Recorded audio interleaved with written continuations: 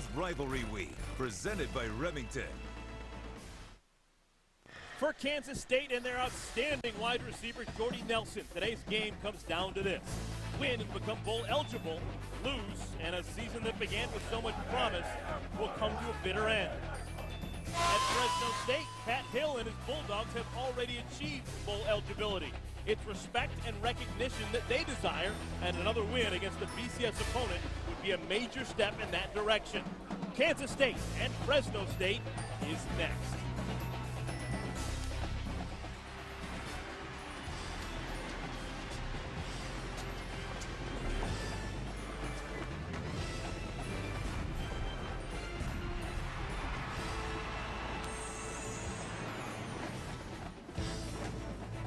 Today in Fresno, California, Wildcats and Bulldogs will be fighting like, well, cats and dogs.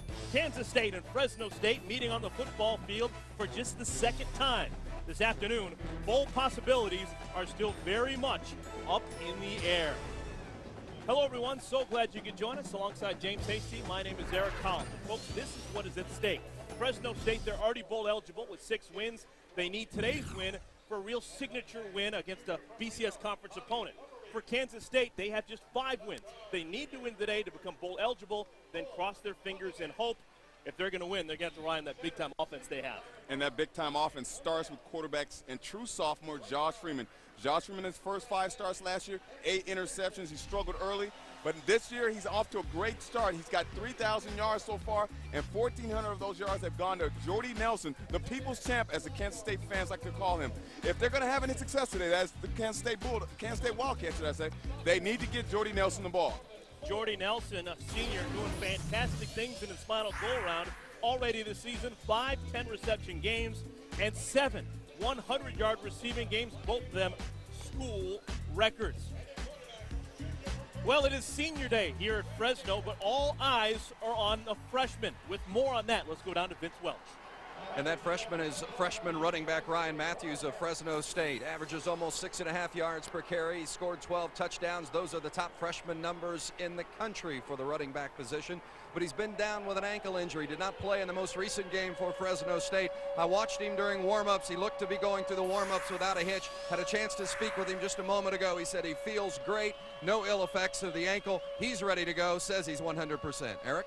Thank you, Vince. It is the final home game of the season for the Fresno State Bulldogs, and here they come.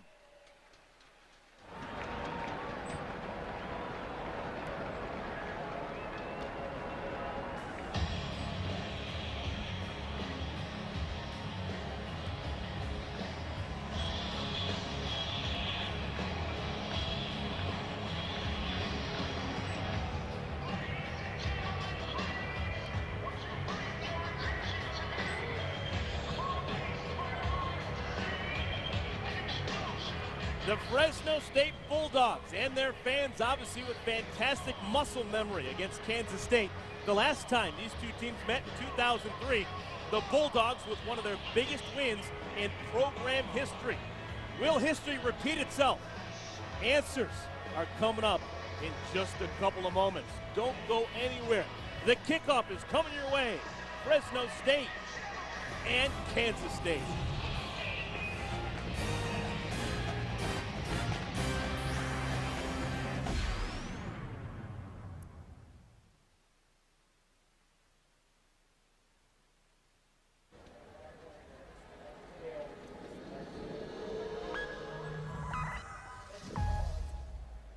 Today's telecast is available on ESPN2, presented by Pioneer Kuro HD TV. It is Kansas State and Fresno State meeting for just the second time ever. Back in 2004, Fresno State with a huge win against Kansas State. Well, Vince Welch is standing by with the head coach for Fresno State, Pat Hill. Coach, you're already bowl eligible. What's the opportunity presented for your team here today against this Big 12 team? Well, every time we play, it's an opportunity. This year we've played a great schedule, you know, with the 2 teams in the WAC and Texas A&M and Oregon and now Kansas State. We have a different approach. We play as tough a non-league schedule as we can. Gives us a chance to get our 7th win with a team that's very resilient. We're playing a very young football team right now, and we just need to keep improving and give ourselves a chance to compete here today. And I I like the way our team has performed this year. What do you have to do today to win? Well, we're going to have to play for 4 quarters. We haven't done that all year, and if we can put 4 good quarters together, I feel the scoreboard will take care of itself. Thanks, Coach. Eric? Vince, thank you so much. Well, there is a lot at stake for both Pat Hill and his counterpart on the other sideline, Ron Prince in Kansas State. Kansas State, they need to win to pick up their 6th win and become bowl eligible. Fresno State, they've already got those 6 wins to become bowl eligible, but they want to really solidify themselves with a big win at home against a BCS conference team. We have a lot on our plate over the next couple of hours. This is what is on our menu. We will introduce you to Mr. Perfect, Jordy Nelson. He's done just about everything right in his 4 years in Manhattan, Kansas. We'll talk about the philosophy of Pat Hill, anyone, anytime, any place.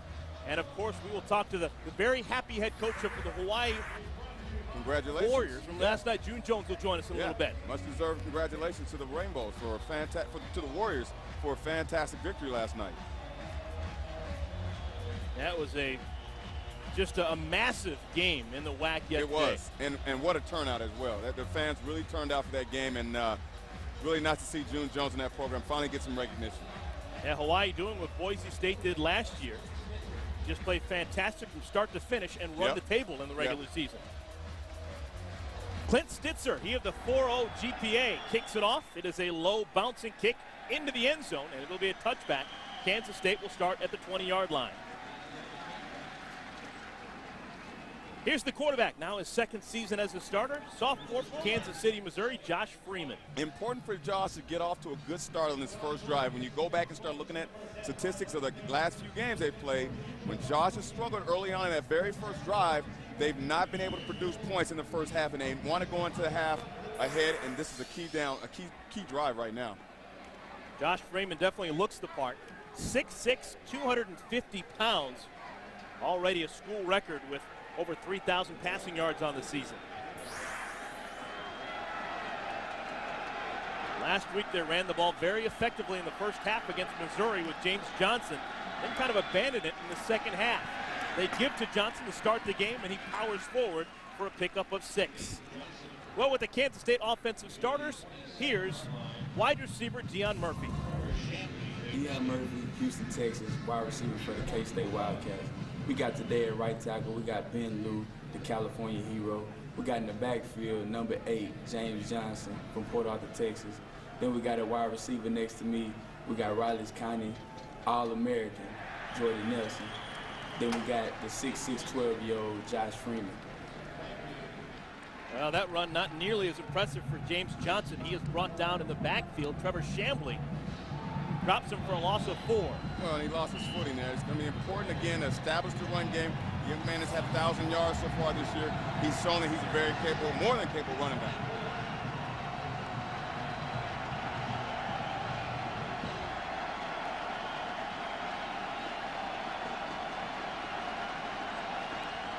Freeman wants to throw for the first time today. And he has his man. We're going to see a lot of that. Jordy Nelson, his first grab, a pickup of 9 and a first down for the Wildcats. Well, and if you're going to have success against Jordy Nelson, you're going to have to get your hands on him. And in this particular scenario, at the corner spot, their guys are letting them guys get clean releases. And if Jordy Nelson gets a clean release, he's going to convert the sticks and move the sticks all day long. So it's important for the Fresno State secondary to get their hands on Jordy Nelson at all times. Nelson, 6'3", 217 pounds. He has had an absolutely awe-inspiring senior year. Back to the ground they go with Johnson. Tripped up at the line of scrimmage. Good defensive play by John Manga. Well, with the Fresno State defensive starters, here's legendary head coach Jim Sweeney. At defensive end, we have a man named Tyler Klutz. With a name like that, you got to be good, and he is an outstanding player. My favorite player is linebacker Marcus Riley, who's an outstanding guy, and a guy, if you watch, he'll take you the ball every down. In the defensive secondary, our only returning senior and outstanding player is a man named Damon Jenkins, who will also be an outstanding participant today. Coach Sweeney with over 200 wins, yet not in the Hall of Fame. Fantastic numbers for Jim Sweeney. And how about this for James Johnson? Johnson with a chance. Touchdown, 67 yards. How about that for a start for the Wildcats? Oh, we talked about it earlier. Just being able to run the football is key for K-State. And here you saw him come around the corner untouched. Not what the locals expected. Here you see Johnson, they get a good seal block on the edge. Jordy Nelson does a good job of kicking out, and the rest is Johnson doing it all by himself. Supposedly he runs a 4.28. He definitely looks like it there, Eric. So the troubles continue for Fresno State against the run. They're in the bottom third defending the run, and the beat continues. They just get gouged with a 67-yard scamper for James Johnson, and that, well, if he smiled much, that would put a smile on Ron Prince's face. We have had one series. It is 7-0 Kansas State. Fresno State will have the ball when we come back.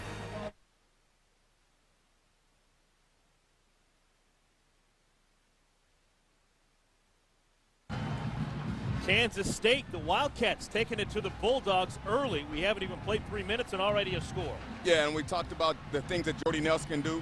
Catching the football, he also was very unselfish and a huge block here on the corner, kicking out Damon Jenkins, and James Johnson taking it the distance the rest of the way. Impressive job by Jordy Nelson. These are the things that you're going to need to do at the next level in the National Football League. You're going to look for guys that can come out, catch as well as block, and also play special teams, and that's what makes Jordy Nelson so impressive. Josh Cherry kicks it off. It is a short, high arcing kick taken at the 16 by Clifton Smith. The fifth-year senior from right here in Fresno scoots out to the 34-yard line, a return of 18 yards.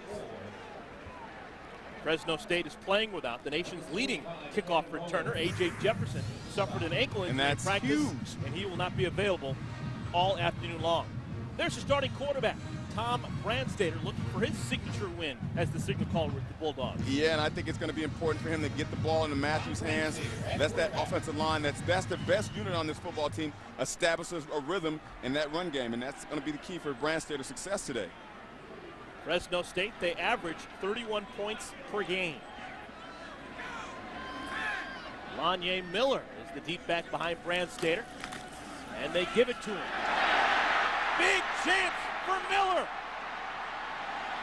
Still on his feet and finally hog-tied and brought down at the 21-yard line, but not before a pickup of 45 yards.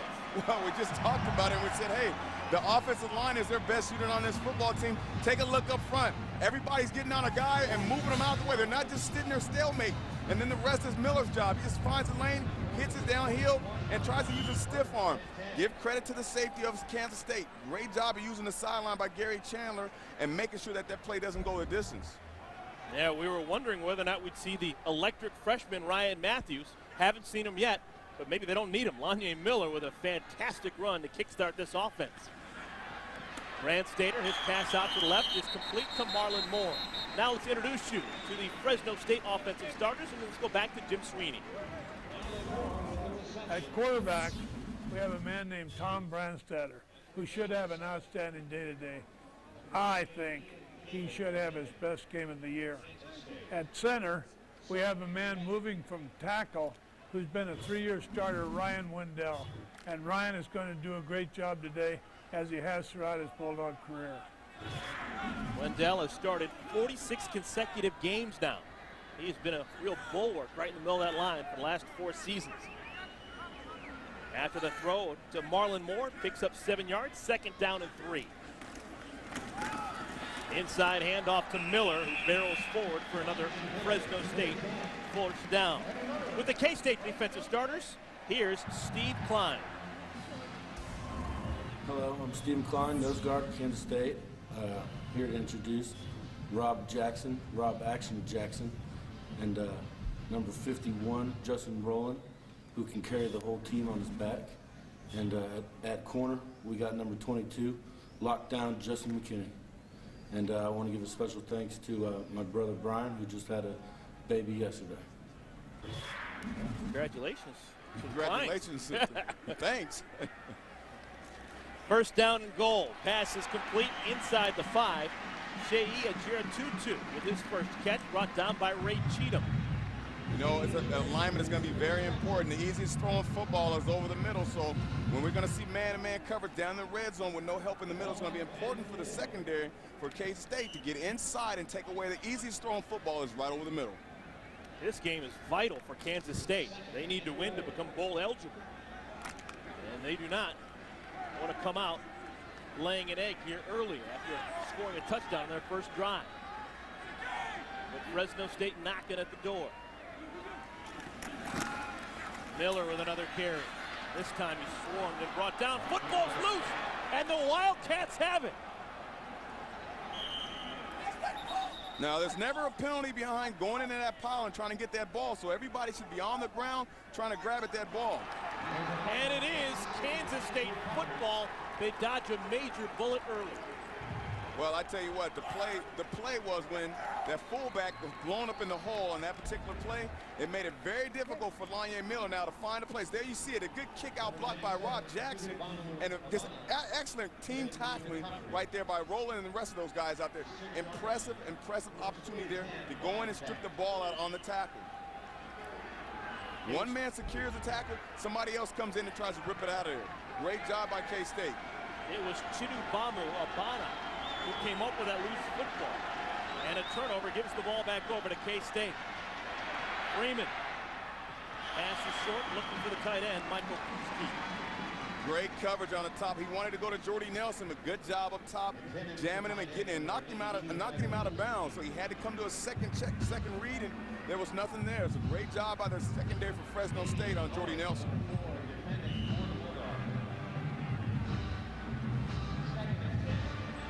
Kansas State coming out of the Big 12 North. 3 wins and 5 losses in conference play, but they've been really scuffling in recent weeks. They've lost 3 straight games, and they've been struggling to get bowl eligible.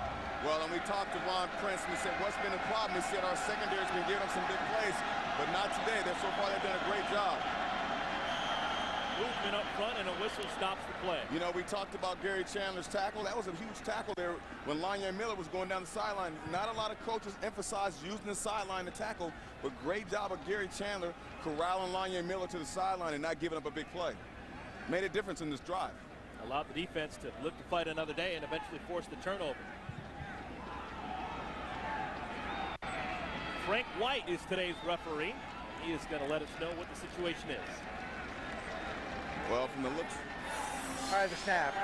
Ball start on the offense. After the goal, second down.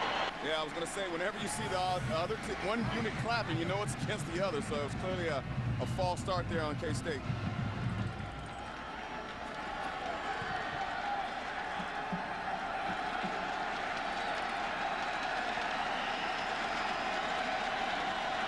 Leon Patton checks into the game, deep in his own end zone behind Josh Freeman on a second down and 12. Looking for Jordy Nelson. Pass is complete, and Nelson gets out close to the first down. It's going to be a little bit short, a pickup of 12. Now let's go back to the studio and get an update from Stan Barrett. All right, Eric, this Taco Bell studio update takes us to Morgantown. It's UConn and West Virginia for the Big East title. And UConn strikes first, Tyler Lorenzen to Brad Conyu, and it's 7-0 Huskies over West Virginia. Thank you so much, Stan. What an important game for West Virginia. They didn't want to come out slowly, I can guarantee you that. 3rd down and 1. Leon Patton is swarmed. He's not going to get the first down. How about that for a stop? Trevor Chambly, one of the first to corral him. Great job. Getting the first down. Great job by Marcus Riley on the fullback. We saw 2 scenarios now where the fullback has been defeated in the hole and caused the play to bounce. Jordy Nelson with the crack block, but it was Marcus Riley who forced the ball to bounce outside and allow the Fresno State defense to recover and make the play. So the punt team comes on. This is Tim Rayer. High kick, Clifton Smith underneath it, makes the first man miss. Smith's already returned 2 touchdowns this year. And Smith, such a dynamic player, gets out to the 48-yard line, a 17-yard return of a 53-yard punt. Marcus Perry finally with the tackle. All right, a timeout on the field. When we come back, we'll see the Bulldogs once again on offense.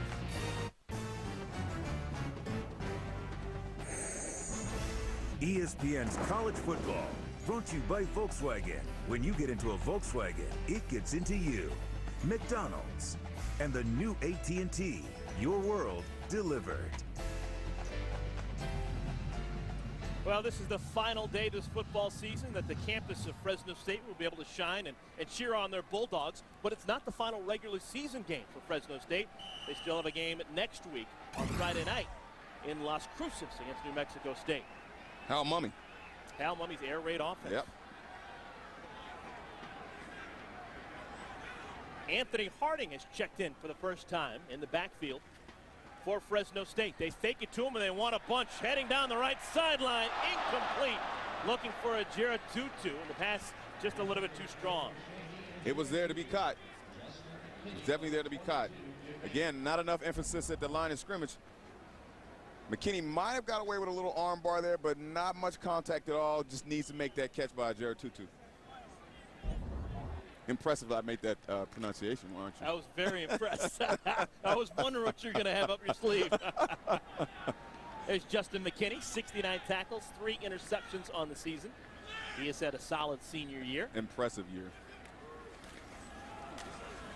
They give to Clifton Smith, the man they call Batman in these circles. And he's spun out of bounds by Justin Rowland, number 51. There's Ron Prince in his second season. Went 7-6 a year ago, losing in a bowl game against Rutgers in the Texas Bowl. This year, a record of 5-6, trying to even up his mark today here in Fresno. And he's following a legend, you know, in Bill Snyder, and he's doing a great job. He's stuck with the junior college transfer options because there's more JC schools in the state of Kansas than anywhere else in the country. So he understands the importance, and he's also a former junior college transfer himself. So he's built that program around some JC transfers, and he's done a great job. Grant Stater, line drive, pass is caught to Marlon Moore. Moore, his second grab, a pickup of 14 before Gary Chandler brings him down. Probably the fastest player on the team. I tell you right now, he understands how to run routes, and great job of getting down and using his hands to come back to the football. Beat a good corner in Justin McKinney as well, so this is going to be a good matchup. We talked about Jordy Nelson. Marlon Moore and Justin McKinney going against each other is going to be a good matchup. We got to keep our eyes close to this one. Well, Moore will need to step up a bit today. Their leading receiver, Bear Pasco, their tight end, will not play. He is dealing with an ankle injury. Inside run, Ryan Matthews has checked in, and he is brought down after a pickup of 2. Let's go back to the studio and Stan Barrett. All right, Eric, UConn and West Virginia, we showed you the Connecticut touchdown. Well, West Virginia came right back. Pat White hooked up with Darius Renard on a long pass, and White carries it in himself. And the Mountaineers have tied it up at 7 now, 9 minutes to go in the first quarter. Thank you, Stan. Fresh opportunity here for Fresno State after the 2-yard first down run by Ryan Matthews. Empty backfield. 5 receivers in the game. Grant Stater has a man wide open, and again, it's Shea Ajira Tutu. His second grab, a pickup of 17. You know, he's uncovered. He comes off the line. Great job by Grant Stater recognizing it. No one got their hands on Marlon Moore. And it's going to, that's what I said, Jared Tutu. It's going to be important for the secondary to get their hands on the receivers. Anytime you're dealing with a spread offense, knock the timing of the route off by jamming the receivers, and you'll have success. No one touched him. Great job and catch by the quarterback and receiver combination there. First drive for Fresno State ended with a fumble inside the 10-yard line. Once again, they're knocking on the door against this Kansas State defense, and a flag flies. Might have got Cole Popovich moving just a little bit there. Prior to the snap, false start on the offense. Number 72, 5-yard penalty. Remains first down. There is Pat Hill, now in his 11th season. 82 wins, just 55 losses. He has 10 wins against BCS conference schools in the last decade. That is the most of any non-BCS program. I tell you, he has that any place, anytime philosophy, and you know, I think that philosophy may have to change a little bit when you start looking at the KUs and the Hawaiis and some of their schedules that they've taken on this year. When in fact some of those actual schedules may affect his destiny this year. So that philosophy may have to be slightly altered just a tad bit, Eric. Well, for the most part, this is a rarity. You rarely see a BCS conference school come here and play in Bulldog Stadium. They generally have to go on the road in tough places. Already this year, they've played down at College Station against Texas A&M. They've had to go up to Eugene and play against the Oregon Ducks. That's a tough road to hoe. It's a tough road to hoe, and you know, whenever you play teams of that caliber, you're going to sustain some injuries, and Coach Hill was adamant that they haven't sustained any injuries because of those games, but it's just a matter of time when you face a number of opponents like that you will sustain some injuries, and it can be a factor down the road. Yeah, one of the big themes for the Bulldogs this year is it's been a battle of attrition. They have lost guys left and right all season long. Justin Rowland with a good stop with Clifton Smith just blew up that play for a loss of 7. Great job by Rowland identifying. The quarterback will show you the screenplay before anyone else on the field, because generally quarterbacks don't backpedal when they're going to pass the ball. They'll drop step, and then they'll set up to throw the ball. But when they're backpedaling, you can tell right away as a defensive player that it's clearly going to be a screen. And great job by Rowland reacting to it. Is that something you learned at Washington State, or is that an NFL pickup that you got? Oh, it's definitely an NFL pickup. Definitely is something you learn very quickly about quarterbacks at the NFL level. 3rd and 21. Bulldogs going backwards. Brandstater designed run, and he picks up 2. Good stop by Ian Campbell, the junior from Cimarron, Kansas. Generally, when you see empty backfield and all the wide receivers are spread out, you're generally going to get all goals by the wide receivers, or you're going to get a quarterback draw. And surprisingly enough, they opted with the quarterback draw, and we haven't seen that a lot from Brandstater this year, so it was a shock to see them try to run there. Here is Clint Stitzer, just a fantastic story. This kid has never received anything except for an A during his 4 years at Fresno State. He is a finalist for the Dratty Award, which goes basically to the best and the brightest among the athletes. It is the academic Heisman. Right. And he breaks out the abacus and the uses the Pythagorean theorem, and he makes that field goal right there to put Fresno State on the board. 7-3 is our score. The locals trailing by 4. After the field goal by Clint Stitzer, it is a 4-point lead for Kansas State. Fresno State able to salvage something of that drive after continually going backwards once they got close to the 20-yard line. You know what? They're in this ball game, and you know what? Credit to Pat Hill and his staff for getting these guys ready to go, because they've came out and established a tone very early in the ball game.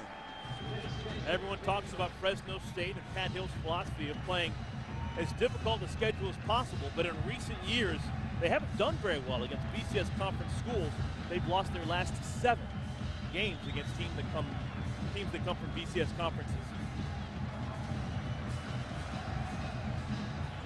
Stitzer kicks it off. James Johnson on the return. And Johnson, another big play, out to the 40-yard line. Make it the 42, a return of 37 yards. Let's go down to the field with Vince with more on the kicker for Fresno State. Clint Stitzer, if he keeps kicking 47-yarders, he's going to have a future in the league, but he's probably better served in the business world when you consider his academic success. As Eric mentioned before the break, earned his undergraduate degree with a perfect 4.0 GPA. Currently going after his MBA in the prestigious Craig School of Business here at Fresno State. Also a finalist for the Warpole Trophy, a national award that honors the top football player who excels on the field, in the classroom, and in the community. And Vince, it was Stitzer who actually pushed Johnson out of bounds and was credited with that tackle. Pass is low. It's going to be called a completion to Ernie Pierce. Let's go back to the studio. That's Dan Barrett. All right, Eric, it's Bedlam, Oklahoma State and Oklahoma. Sam Bradford going to Alan Patrick. Patrick has also run one in for a touchdown. Oklahoma State virtually assured Big 12 South title, even if they lose this game, but they'll definitely get it if they win. And then West Virginia and UConn is Pat White to Darius Renaud. And it's 14-7 Mountaineers trying to win the Big East. Well, maybe a bit of a wake-up call with UConn scoring early against West Virginia. And say goodbye to Leon Patton. Oh, this is too easy for K-State. Patton rumbles 45 yards around the left side for another long rushing touchdown for the Wildcats. Yeah, and right now Fresno State is last in the pack in the WAC, should I say, in rush defense, and you'll see why, because many of the defenders are now getting on blocks and they're not able to defeat one-on-one blocks. They're just getting themselves washed out of the play, and if you're going to be successful against the run, you're going to have to take your blocker and defeat him and make the play on the running back. Right now, you're not seeing that. Patton with a 45-yard touchdown run. Combine that with James Johnson's 67-yard touchdown. And K-State, they have 2 touchdowns on the ground covering 112 yards already just a little bit over 10 minutes into the game. And no one's touched him. You know, that's the thing that's most noticeable is they're going through the holes without anyone touching them. And if you're going to be successful against the run, you have to fit the plays correctly, and you must defeat the blockers when they get into your body. That's the key part about defending the run is not allowing the blockers to get into your body. Once they get into your body, Eric, they own you. Ron Prince, a former offensive lineman, can appreciate those blocks, actually. Well, can't say it enough times. This is just a huge game for Kansas State. If they want their season to continue, they need to win to become bowl eligible and virtually be assured of going to a bowl game. Only the slimmest possible chances, though, they wouldn't go to a bowl game if they get the bowl eligibility in 6 wins. Right, and you know, there's discussions about what bowl game they might go to. You know, there's discussions about the Independence Bowl and it being their 25th anniversary, and K-State being the first participants to participate in that bowl game 25 years ago. So it makes a lot of sense for them to go to that Independence Bowl. They need to get a win today to assure themselves of at least that bowl and nothing else. Hey, you talk to the people in the know, and in Kansas State, they really believe that if they win today's game, they're either going to go to the Petro Sun Independence Bowl, the Insight Bowl possibly in Tempe, or maybe a return trip to the Texas Bowl, a game that they went to a year ago and lost to against Rutgers. Low kick bounces, picked up by Devin Wiley. And Wiley gets out to the 35-yard line. Well, tonight, national title hopes are on the line, and Heisman candidates will be leading their teams onto the field, and you can find it on ABC. Chase Daniel leads the Missouri Tigers against Todd Reesing and the undefeated Kansas Jayhawks. The winner moves on to the Big 12 championship game and possibly a chance for the national title. Saturday Night Football on ABC, presented by Southwest Airlines, as part of Rivalry Week, presented by Remington at 8 Eastern Time. Well, and I had a chance to watch Missouri play Texas Tech, and Chase Daniel, his ability to create plays with his legs, I think is going to be a key in that ball game. And then getting Jeremy Maclin at least 15 to 20 touches, very, very pivotal if they're going to have any success in beating KU. Jeremy Maclin is an absolute star, and he's going to make a difference in that ball game sometime this evening. Long pass and catch, Jamel Hamler with the grab and a pickup of 29 yards. Well, we talked about it early on. We talked about getting their hands on the receivers. Both secondaries have struggled this year in the passing game. K-State in particular with their safeties getting out of position oftentimes. A lot of that has to do with the underneath coverage. Guys getting their hands on the receivers, helping the safeties out. They can only cover so much ground. If they're not getting any help by the receivers being rerouted, they're not going to have success out there. Clifton Smith takes the direct snap, and the senior pushes forward for a pickup of 3. They try and do a lot of different things with Clifton Smith. He's a multifaceted guy. Very versatile. He can do a lot of different things. Yeah, and I expect to see Matthews in there, but Clifton Smith has basically done a great job in replacing Matthews, and I think that's the guy, if you really want to talk about a rhythm and establishing a run game, not have to really worry about is the guy 100% or not, I think you have to deal with Miller. Yeah, we've only seen Matthews carry the ball twice so far in this first quarter. Remember, he's knocking on the door of 1,000 yards on the season, just his first year in college football. Marlon Moore shakes a tackle down the sideline. Touchdown, Bulldogs. Yet another big play, 34 yards on this catch and run. Now, we talked about the matchup. We talked about the matchup between Moore and McKinney, and there it is. It showed up. Justin McKinney's got to do is he's got to break down early at the sideline once he realizes he's the only man there that can make the tackle.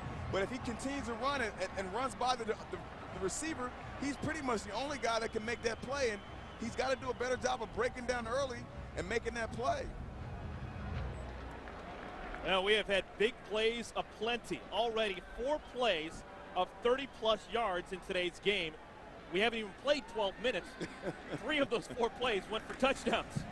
Stitzer, extra point, no problem. Bulldogs answer a score with a score of their own. When you're in one-on-one coverage, what you must do is understand, I got to break down early, and here you see McKinney make a bad decision on the tackling. He gets his head behind the ball carrier, and the rest is history. Moore's down the sideline, gets a good block by his receiver, but you have to keep your head in front and break down on that tackle in order to give yourself a chance to make that play, Eric. Tom Brandstater now with 13 touchdowns thrown on the season. And that man right there, Marlon Moore, has caught 4 of them. As Fresno State, they try and get a big program win against a BCS conference school. Well, they've had problems on the back end. That's the secondary after people called the back end. But if they can't do a better job, and speaking of K-State, of breaking down, getting their hands on the receivers, disrupting the timing, it's going to be a shootout today. And that is the last thing that Ron Prince wants. He knows his team can score. They average 35 points a game, but he needs to get some sign that his defense is coming together. And there's been some plays, some yardage that's been also gained on the special team side of things. There's been some big runs and things that almost have popped on both sides of the ball. So special teams is going to be the difference in this ball game as well. Fresno State just trying to keep adding to the defensive woes for Kansas State. Last week, K-State gave up 49 points against Mizzou. The week before, they gave up 73 to Nebraska. Stitzer's kickoff is going to go out of bounds, and that is a no-no. It'll be good field position for K-State. Free kick, out of bounds. Ball was placed on the 35-yard line by Will. First down. Well, Fresno State, they are no strangers to big-time wins against big-time schools. This is 2001. David Carr led a season-opening 3 consecutive wins against first Colorado, then against Oregon State here at Bulldog Stadium, and then the following week at Camp Randall Stadium against the Wisconsin Badgers. Opening season, 3 wins against BCS schools. Impressive. What a way to start the year. Give credit to Pat Hill and his coaching staff for getting his players ready year in and year out. But you think that strategy may not fly anymore? No, I just don't think, the key to college football in my mind. Freeman's pass is caught by Nelson out of bounds at the 45. The key to college football right now in my mind is getting to a bowl game, getting your institution exposure, and that's a national exposure that everybody at your university wants is national exposure. Get into a bowl game is key. Sometimes you're going to have to take on the lesser opponents because that's what the bowl committees are really looking at, are the number of victories at the end of the season. That's an example of what we're talking about for Kansas. Kansas has made it undefeated all the way this season, but look at the teams they're playing. It's hardly the best of the best. Yeah, and nothing against Central Michigan, and I know, Eric, you think highly of Central Michigan's program in the years past. They've been pretty well renowned. But Jordy Nelson, another big gainer. But Florida International and Toledo, these are teams that were on KU schedule. Now, obviously, the athletic director scheduled these out a few years out, but, they took advantage of that. And kudos to them for, taking advantage of their opponents. Whoever stepped out on the field, they went out and played the game. And I think that's the philosophy that the more institutions are going to have to start to adopt is, look, we got to get some W's so we can get our university some exposure. And when you get that national exposure, it means big dollars. That's paid off for the Jayhawks and then some this year. Everyone around the world is talking about them in their game tonight against Missouri. James Johnson, a pickup of 1. Kadir Brown with the stop. Sophomore from Lake Elsinore. You want to see more than one defender on the ball, Kerry. In that particular instance, you saw one defender on the ball. Everybody needs to fly to the football. You need to get 3-4 helmets on the ball. That, as a defensive coordinator, that's what you're always looking for, is to see guys hustle and get to the ball. Look at the numbers already put up for these two schools. 180 total yards for K-State.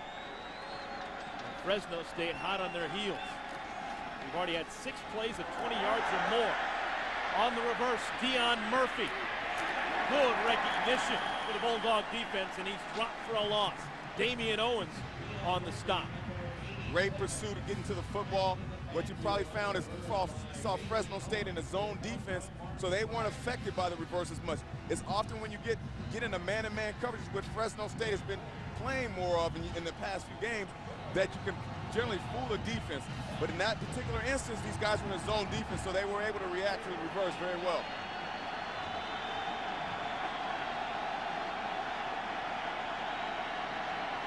They need to stop here, big down.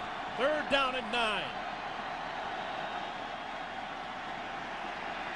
Freeman flushed.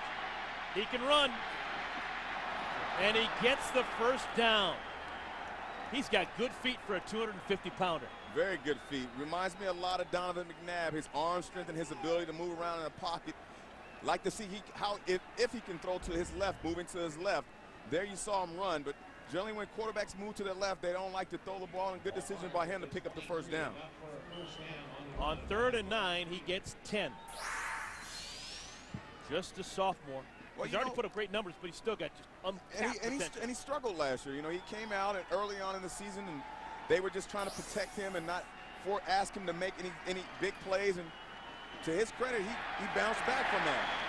Marcus Riley submarines in and makes the stop for a loss of 2.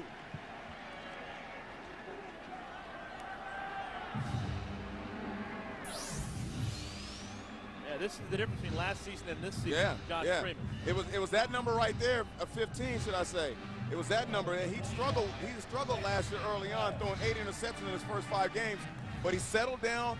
They found a way to get him in a rhythm to where he got rid of the ball much quicker, and he had more success. And now this year, they're taking the reins off a little bit and allow him to make plays.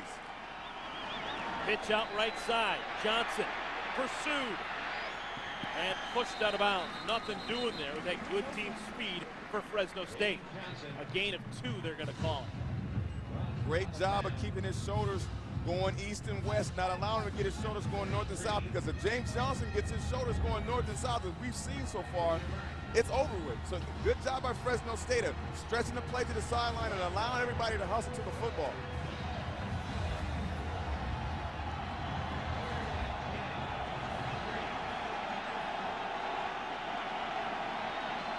Better find Nelson. There he is. He's a playmaker.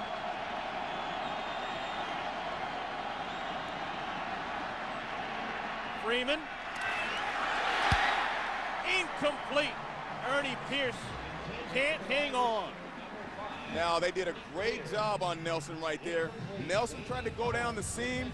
Great job by the defender of rerouting Nelson off the route, and it forced him to go to his second throw, his second route, which was outside, and there was no one there to make the play. But Pierce had a chance to make it. Great job by Owens getting his hand in there. Here, look at the jam right there. That's what you need to get on the receiver all day long. If you do that, you'll have success. Credit to those guys. The snap's no good. It's a busted play. Just throwing it up for grabs. And it's an interception. It's an interception, just the 3rd pick of the season for Fresno State. Moses Harris with the grab. It was Marcus Watts who just had to throw it up after the snap skipped away from his fingertips. He'd have been better off just throwing it out of bounds, because there was absolutely nowhere to throw that ball, and they were fortunate that that ball wasn't ran back. Once you find no one open, just throw it away. Yeah, the snap wasn't that bad. Watts just couldn't come to grips with it. Long snapper's Corey Adams, and it looked like the snap was okay.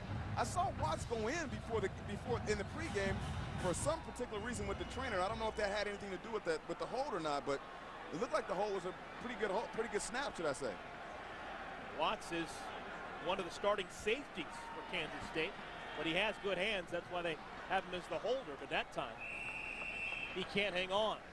Ryan Matthews, his 3rd carry of the game, a pickup of 4. In the 17-yard line. Boy, interesting turn of events, I tell you. Number 39, Matthews coming out of the game. He's replaced by Lanye Miller.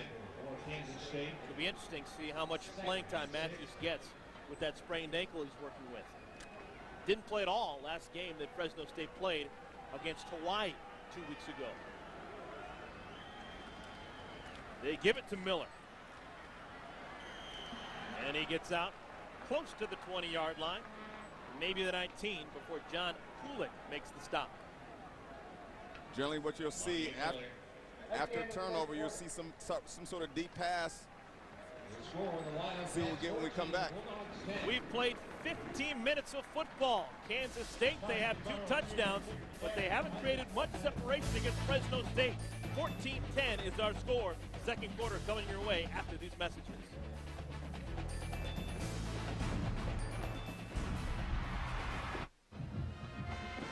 Welcome back, everyone, to the San Joaquin Valley. It has been a productive first quarter for both clubs.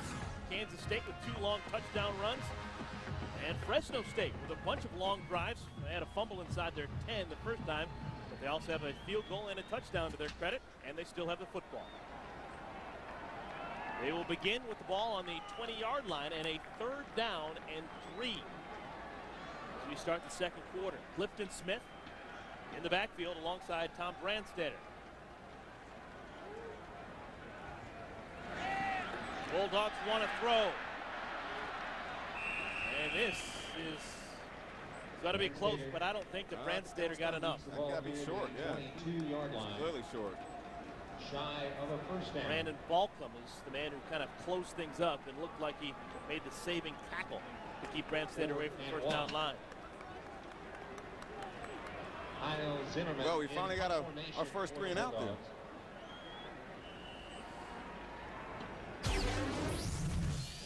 Kansas State, they are fantastic returning punts, leading the country, 22 yards per return. Jordy Nelson only has 5 returns, but 2 of them have gone for touchdowns. Who do they kick it to? It's not going to go Nelson's way. Instead, it's Dion Murphy, who runs out of bounds. Might be a penalty at the there. 40-yard line. He looked as if he waited for a fair catch. Well, there's a penalty in the backfield, too, where the punt was made. Oh, that could be big. It's running or Another penalty at the 42. Yeah. I don't know if that's roughing. He was definitely blocked into him. At least there was contact. Yeah, there was contact there. It still should be a first down. It was 4th and 1. So no matter what the penalty is, if it's against Kansas State, it's going to be a first down. Well, and then will the penalties offset though because of the illegal fair catch signal and that guy advancing the ball? That's Lauren Bell, who is down on the field being tended to by the training staff for Fresno State. Well, with the timeout on the field, let's use it productively and go back to the studio and check in with Stan Barrett. All right, Eric, Notre Dame and Stanford. First road game for Notre Dame since October 6th. And Jimmy Clausen punches it in from 2 yards out. And the Irish strike first, but Stanford comes right back. Anthony Kimball with the touchdown for the Cardinal. And it's 7 apiece. Notre Dame's won the last 5 in the series.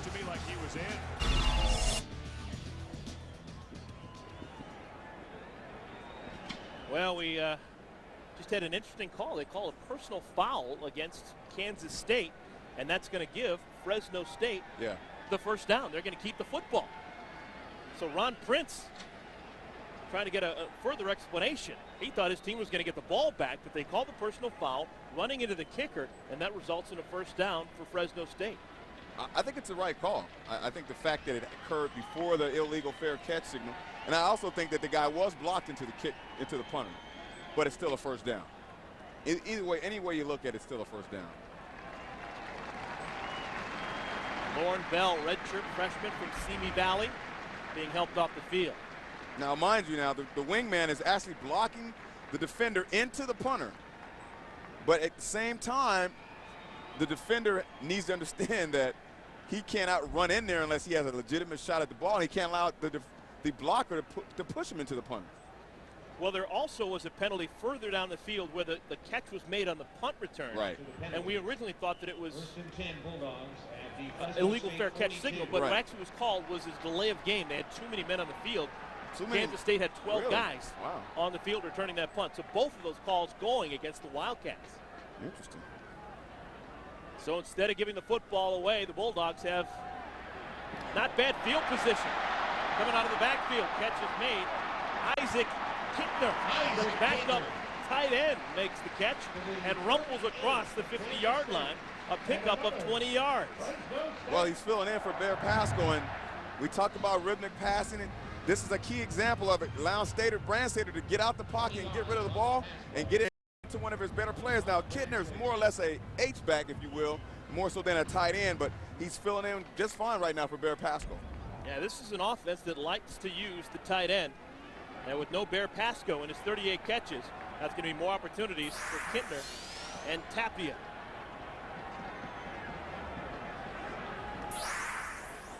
Brandstatter has a man wide open. It's Moore inside the 10.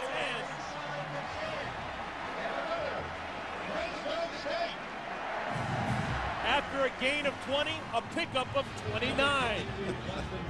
And if we're going to go out and play sandlot football, let me know, because basically what guys are doing, they're just allowing receivers to run downfield untouched. Justin Rowland was inside alignment on Moore there. Could have had a chance to get his hands on him, but just ran right by him and allowed Moore to get back inside and allow Branstetter to make the easiest throw in football, which is right over the middle.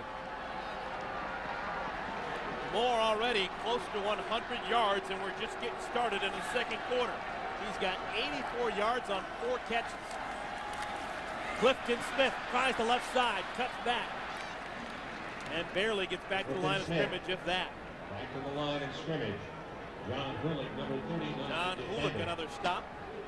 John Hulick's an undersized linebacker. They call him Little Wally after his linebacker coach, whose name is Wally. The guy is undersized as much like his coach was in college. He understands the importance of flying around, getting to the football, and in this particular instance, size doesn't matter as long as you get there and you use proper technique to make plays. Just 5'11", 217 pounds, playing in the Big 12. They fake to Smith. It's Kittner. No signal yet. Inside the 1. He's down inside the 1. They may have to look at that one. They may want to take a look at that one. That looked pretty close. What McKinney wants to do on that particular play, doesn't want to tackle him low. Because if he tackles the running back low, he falls over. You want to tackle him up high and knock him sideways.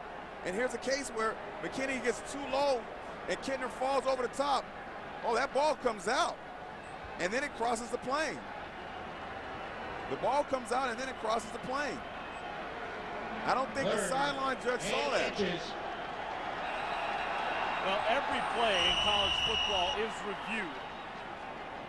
And they're going to review this one a little bit more closely. The play is under review. Well, I think they're going to have to look at that one because that one's right on the goal line. That's a touchdown. Yeah, it looked to me, if you're going to call that a fumble, which it was, he landed on it with the ball on the end line. Exactly, that's a fumble. So Pat Hill definitely interested in this verdict. With a timeout on the field, we'll send you to a break. We'll come back with the result of this review in a moment. Welcome back. Well, here is the result of the most recent review. Video confirms the ruling on the field. 3rd down and goal. A little bit surprising. Well, they didn't have enough evidence, not enough video evidence to turn that thing over. Well, it's not the worst thing in the world for Pat Hill's team. They No. still have the ball right there on the doorstep. This is what I thought might be conclusive enough. Fumble. It's just not, you just can't see it from the right angle to tell if that ball's actually crossed the line. You can tell it's on there, near it, but you can't tell if it's crossed it. All right, it's 3rd down and goal. Branstetter keeps it himself. Branstetter keeps the ball. No signal as of yet. And he's in. So the touchdown is a play delayed, but it finally goes on the board for Fresno State.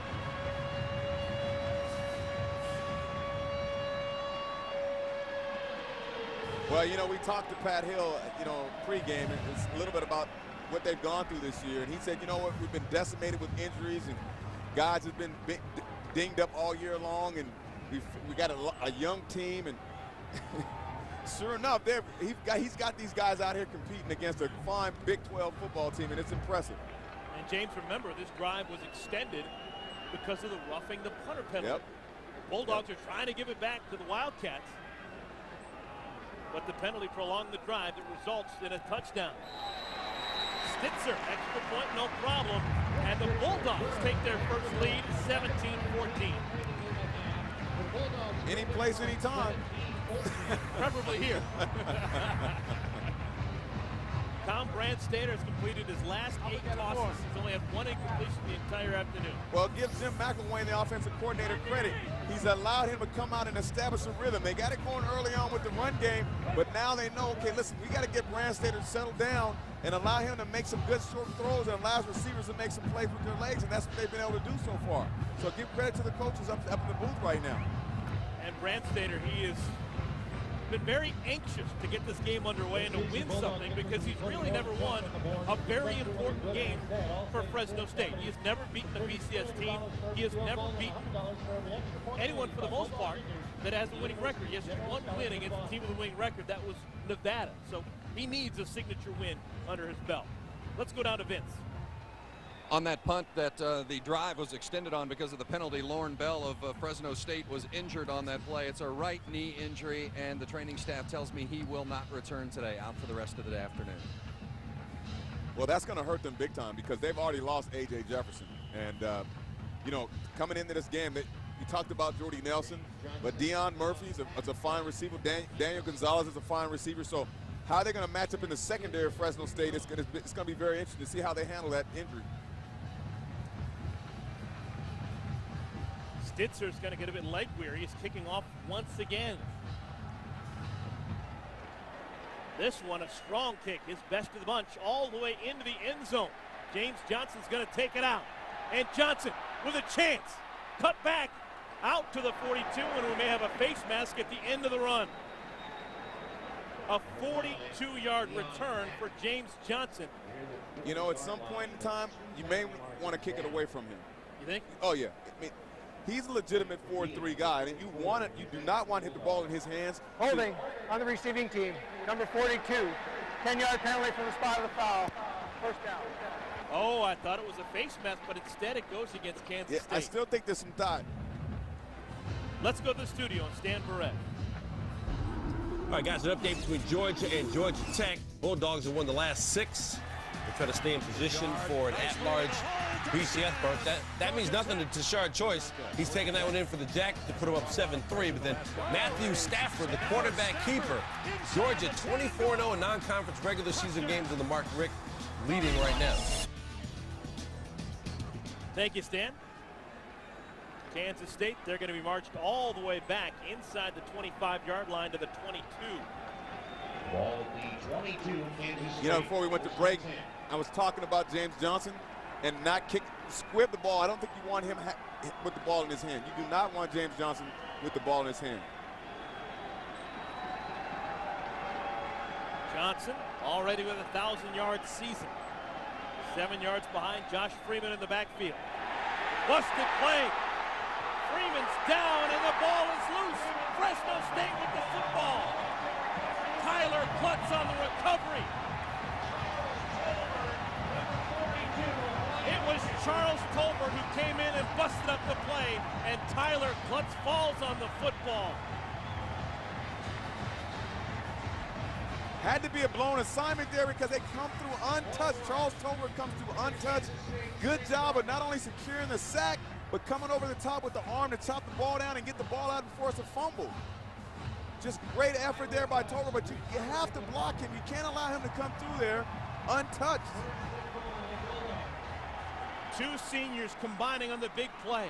Tolbert, the senior from Reno, and Klutz, the senior from right here in Fresno.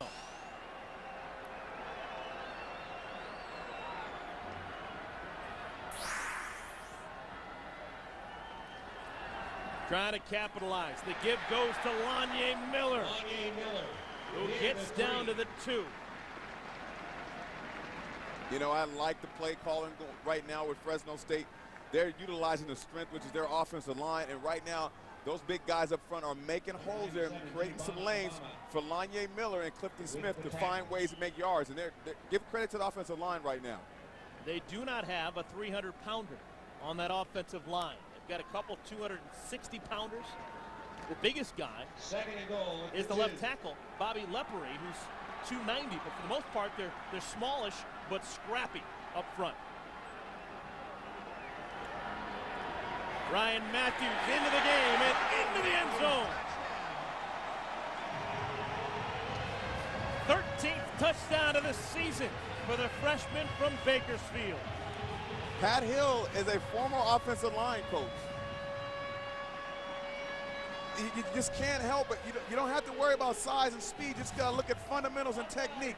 Look at the kick-out blocks, the double-team blocks right there for Miller to go through there untouched. Or should I say Matthews, should I say just untouched. Pat Hill understands it's not about size and strength. It's about fundamentals and technique, and the guys that execute the most are going to win. Yeah, you talk to Pat Hill, and you get the impression he'd rather have a 260-pounder with gravel in his guts than a 320-pound behemoth who's not really doing much. He's adamant about, emphasizing the proper fundamentals and the techniques to his players. And if you do that and you're a player for Pat Hill, you'll be successful. 3 unanswered touchdowns for Pat Hill's bunch, 2 in the last minute 36. We'll take a timeout. When we come back, we'll talk to June Jones, the happy head coach for Hawaii. He'll be on the phone with us in a moment. Stanford right back in our ESPN2 studio with an update on Oklahoma State and Oklahoma. It's Chris Brown with a touchdown, and the Sooners a 14-point lead now in their in-state rivals. Battle for the Big East, it's West Virginia with a 17-7 lead on Connecticut. Pat White, 78 yards through the air, and he's also run for 29 yards and a touchdown there. Fresno State already bowl eligible, trying to really get the cherry on the top of their ice cream. They want to win today against a BCS conference school to give them their 7th win. They still have a game next week against New Mexico State. They could possibly get 8 wins. And right now they have a 10-point lead over Kansas State. And another kickoff goes out of bounds. Well, the big story in the WAC all season long has been what's been going on down in Honolulu. June Jones, Colt Bennett, and the entire Hawaii team, they're fantastic. Another big win yesterday against Boise State. They're still perfect, 11-0. And June Jones, the head coach for Hawaii, joins us now. June, welcome. Hey, aloha. Hey, aloha. What has the last 12 hours been like for you and the guys in your program? Well, it's been pretty fantastic. Our guys have had a good focus all year. We kind of got to 8-0, and we kind of, had an NFL mentality. As James knows, we knew that we were going to have to win 4 games and get to the Super Bowl, and that's kind of where we're at. Hey, Coach, this is James Hasty. Hey, listen, I saw you get doused with the water yesterday. You didn't look too excited, and I know why. It's because you have that Washington Husky team coming in there next week. Tell me, have you had a chance to watch a little bit of film on Washington? What have you thought? I watched a little bit of them so far, and I watched a little bit on TV when you guys had them. Their quarterback is very gifted, and we're going to have to stop him, and we're going to have to play as well as we did against Boise. They beat Boise earlier in the season and beat them pretty handily, and we're going to have our hands full. I believe they'll probably win today and come in here kind of high and treating this like their bowl game. Coach, did you get the sense after last night's game with all the hullabaloo and everyone getting so excited that it's going to be difficult keeping your guys on the same page for the game against Washington this week? I really don't think it is going to be, just because we've been talking about it all year. We knew with Colt's Heisman quest, we knew with any chance to get to the big dance, we had to go undefeated. And so, like I said, when we got to 8-0, we put it in an NFL mentality. It's losing, you're out. And the guys have just stayed real focused. We had a huge win at Nevada, as you guys saw on ESPN2. And then last night was about as well as we played defensively. And we have some real physical defense. And I think that more so than anything else, is going to carry us into the next 2 games. Freeman on 3rd down and 3, scrambles forward and gets the first down. Coach, I know you're not much into individual honors. I know it's all about the team. But when you look at what Colt Brennan did last week, where he went down with concussion and came back and played a fantastic game last night, what do you think about his chance as far as winning the Heisman, and do you think he has a chance at all? Well, James, I think he'll be a finalist. I don't know if he'll win it. I certainly think he deserves to win it. He should have won it last year. When you really look at what he did last year, it was amazing to me that he was not at New York at the dinner. I mean, he had more yards than Troy Smith and Chad Henne combined in fewer attempts than both of them. More touchdown passes, more yards, everything. I've never heard of anything like that. We've seen Colt Brennan now for the last couple of years, and you see him every day in practice. In your standpoint, from such a great offensive mind like you have, what's the thing that separates him from everyone else? What makes Colt great? Well, he has 2 things that the great ones have. He has great accuracy, a tremendous release, a very quick release, and the third thing that he has all the intangible stuff. He's a leader and a competitor, and when you got those 3 things, you start to think about the Marinos and the Elways and those kind of guys. I think he's got to get a little bigger and sturdier to play in the National Football League, but he's got all that stuff they had. And, Coach, we're talking about the WAC all afternoon long. Your thoughts on the WAC and how it shook up are shook down this year with obviously the top-heavy teams, but also teams at the bottom that weren't necessarily as strong as I'm sure you guys would like them to be? Well, the Western Athletic Conference, I've been saying forever, is one of the toughest ones to play in. We see everything. I mean, you're seeing Fresno State right now. We're a real physical team. Pat Hill, has played anybody. We've played anybody. Boise's played anybody, and we've held our own. In fact, we're probably won more than we've lost against non-conference opponents, including the bowl games the last 4 or 5 years. So I think that the conference has gotten better and better and better, and everybody is coming up. I was real interested in this game you guys are covering right now because Fresno, to me, even though they're real young in some areas, have made tremendous strides from last year's team, and I'm hoping Pat Hill gets a chance to come to the Sheraton Hawaii Bowl. Well, Coach, I really appreciate you taking time out. You guys had such a historic win, and everyone enjoyed watching you guys last night. I'm sure you're tired from the partying last night, but thank you for coming by and get the guys ready next week. All right, guys. Aloha. We'll see you. Thanks, Coach. June Jones still with one more step to go with Hawaii. The big win against Boise State secured the WAC title, but they still need to win next week at home against the Washington Huskies. We'll take a timeout. Fresno State will have the football with a 10-point lead when we come back.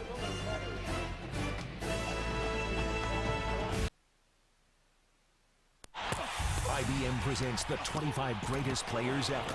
Number 7, Tony Dorsett. Before his arrival, Pittsburgh hadn't had a winning season in 9 years. Dorsett rushed for 1,000 yards in 4 straight seasons, and by his senior year, Pittsburgh was the national champion. IBM, getting it done. That was our 25 greatest players presented by IBM, getting it done. Tony Dorsett at 7. There's 6 better than him. That's a pretty strong choice, though, at 7. I'll tell you what. It's a pretty strong choice. At the time that he was done, Tony Dorsett had the all-time rushing record in Division I. It's since been passed a number of times, but when he was done, there was no one who had more yards than TD. I mean, that's a pretty strong list right there. That's a pretty impressive list. I have a little bit of a question with number 11 and Charles Woods. The only defensive player to win the Heisman, how can he not be on the list? I'm talking to a former DB. I guess you're going to offend the guy. He's the only defensive player. But he's ahead of Earl Campbell? In case you're wondering who 6 is, we're going to have number 6 for you coming up in the second half. They don't go anywhere. Now, you're not going to get me to say anything bad about Earl Campbell. He was tough. Okay. Brant Stater wants to throw. Pass is complete. What new? Marlon Moore, another grab. Pickup of 13 yards. I think Brant Stater has found a weapon in Moore today. He is doing a great job of running his routes, but not only that, he's finishing in his routes, and he's coming back to the football and catching the ball with his hands. That's the most important part about this whole thing is catching the ball with your hands. He's coming back to the ball. He's not giving the defense a chance to beat him to the ball. Great route. Already 5 catches for the sophomore from Sacramento.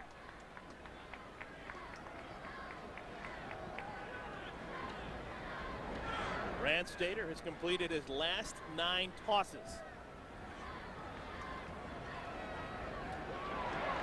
Make it 10 straight completions. Another one to Moore, his 6th grab. Ray Cheatham on the stop, but a good gain on first. Last 4 drives have all resulted in scores for the Bulldogs. All very impressive drives. On top of that, you see 65 yards, 87. Those aren't just fluke drives. Those are drives that the offense is actually earning. They're moving the ball, and they're being successful with the run and the pass and the balance. So great job by Coach McElwain and that offensive staff. James, Fresno State would like to win. Kansas State, they need to win. Are you surprised at how poorly they're playing right now?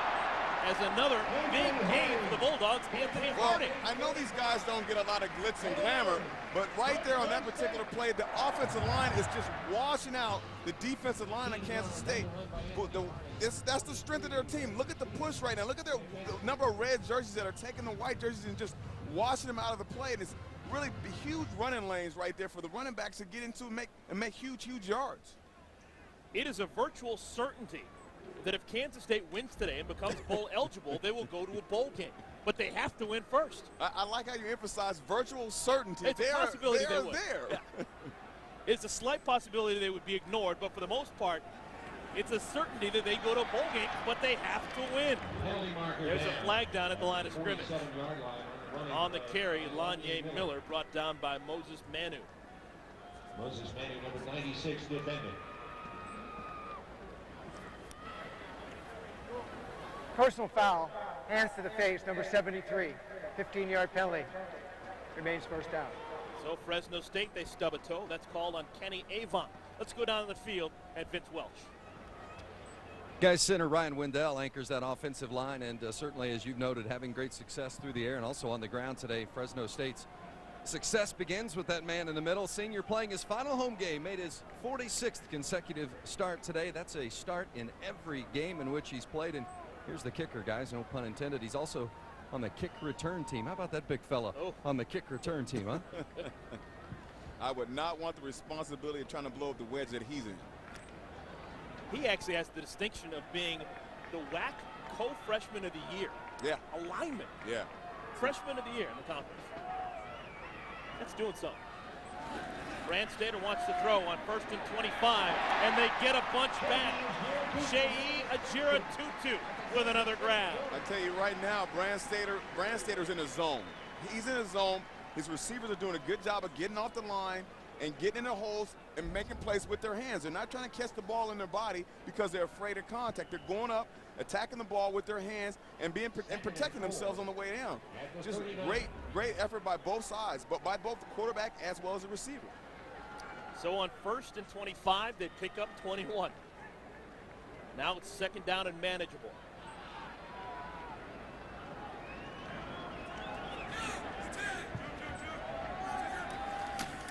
Anthony Harding with the carry. And Harding gets the first down to the 31-yard line. Let's go back to the studio and Stan Barrett. Eric, Tennessee and Kentucky, the Volunteers hoping to wrap up the SEC East, but the Cats making a game of it. Andre Woodson to Stevie Johnson, 2nd touchdown hookup for them today, and it's a 3-point game right now, 5 minutes to go in Lexington. Thank you, Stan. Those Kentucky Wildcats, they're Jekyll and Hyde. You don't know what you're going to get out of that bunch. Well, Andre Woodson has been a Heisman candidate early in the year, and unfortunately he may not get the invite now, but he's put up some pretty decent numbers. Little razzle-dazzle. Incomplete, looking for Kinter.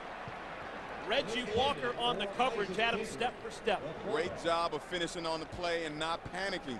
Sticking his hand in there, not swinging it, just sticking your hand into the receiver's hands and knocking the ball out of it. Just great poise by Reggie Walker right there.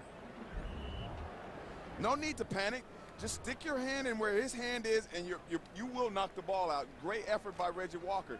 A lot of times guys will panic and grab the receiver or arm bar and try to block them out or distract them from catching the pass by face guarding at times. No need to do that. Just play his hands. And that looked like a cornerback, but he's one of the inside backers for Kansas State. Music to my ears. Lanye Miller brought down. Ball is loose. Kansas State says they have the football. No signal. They're going to say he was down. Ball stays with Fresno State. Number 30, Chris Carney, among the defenders for Kansas State. Well, Ron Prince is asking, was he down, and nobody's giving him an answer. It's 3rd and 7. Can't really tell from that angle.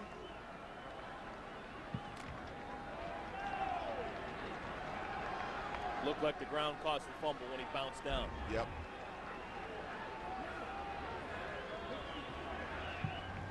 Moore, man in motion, goes right side. Brandstater, delayed handoff. Miller, first down, and Moore inside the 20. Tough inside running for Lanye Miller, the sophomore from Fontana. I like the play call. It's a design. It's supposed to be a design zone read play, but it's basically designed more or less for the cutback by the running back, and you really are looking to see if the defenders are going to over pursue on the play. And in that particular instance, K-State did a good job of maintaining good backside leverage on the ball.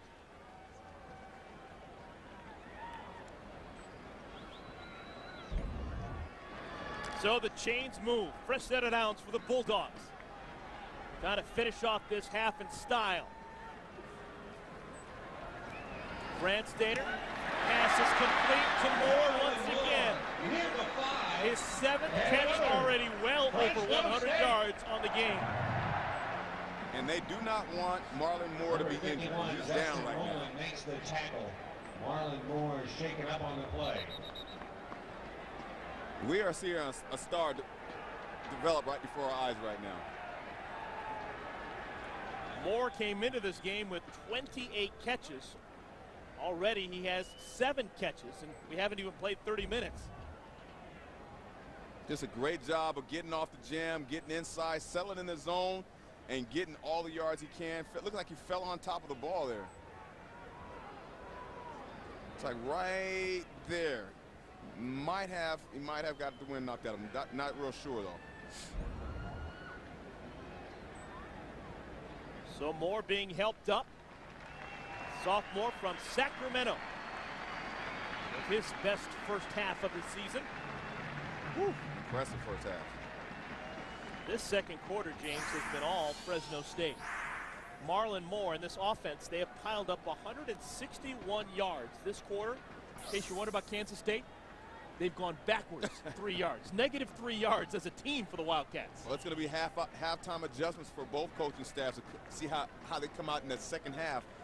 Ron Prince is going to have to go in and do something, a lot of fire underneath his team. Is effort a problem right now for Kansas State? Right now, they're not handling they're not making any type of adjustments on the field with what's going on on their defensive side of the ball. They're just getting man to man. They're just getting beat. Not that time. Anthony Harding has stood up and dropped after a pickup of 1. Ron Prince will get them adjusted at halftime. Trust me. Number 52, Xavier Stewart, and number 53, both teams with their full complement of timeouts. Let's go down to Vince. You know, guys, one thing I've noticed when you talk about what's been the difference for Fresno State up front, they've, as I stand here on field level, even with the football, they've just been more physical up front than the Kansas State defensive linemen. I think that's been the biggest difference in making some room to move and certainly protection to pass for Brandstetter. Yeah, WAC team going toe-to-toe against a BCS conference team and winning the war up front. That's the key. Pass sails high and incomplete. Looking for Anthony Harding out of the backfield. You know, one of the things that happens when you start to get tired as a defense, guys aren't quite sure where to get lined up because they're tired. They can't really think as clearly when they've been on the field most of the first half. So right now you're seeing that with K-State. Guys are not sure where they're supposed to get lined up. There's some late substitutions coming in. So it's really interesting to see right now if K-State's going to be able to maintain their poise and understand that, look, okay, we've been on the field the first half, but let's not give them a touchdown. We'll give them 3, but let's not give them a touchdown. A touchdown would be a real backbreaker for Ron Prince's team. 3rd down and goal. Brandstater looking to Moore. Touchdown! Bulldogs! Their 4th touchdown of the half. That was a ball. That was a finely thrown pass to Marlon Moore. Great throw by Brandstater.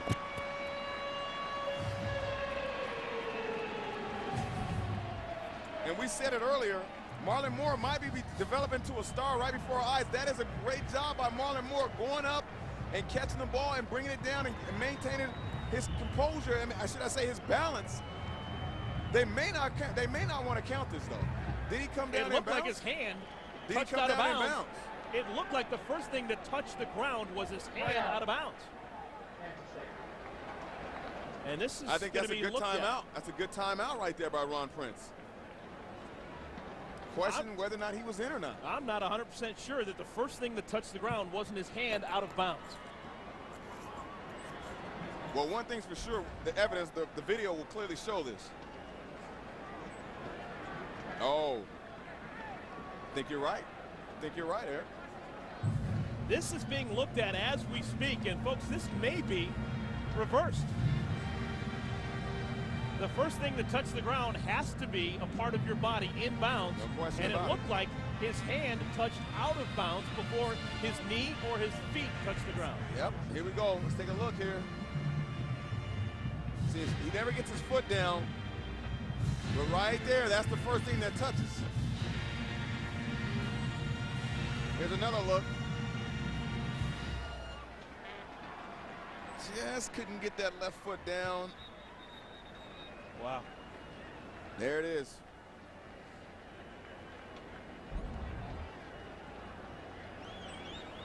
guess they're not going to review it. Now here comes the whistle. So now if they overturn this, Ron Prince will get his Play is timeout. being reviewed.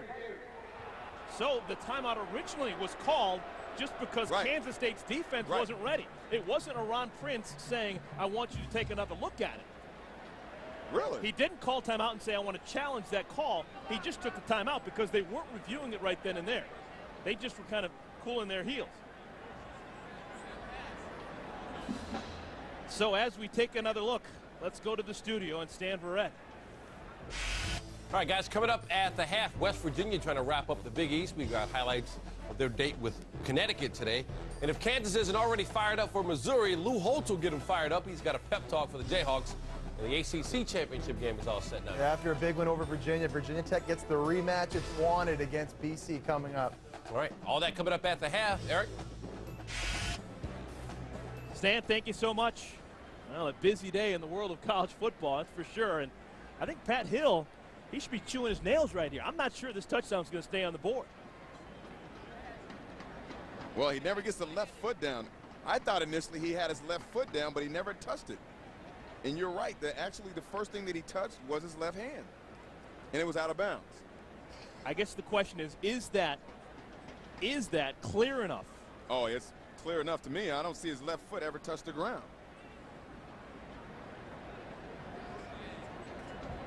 Yeah, is that indisputable video evidence?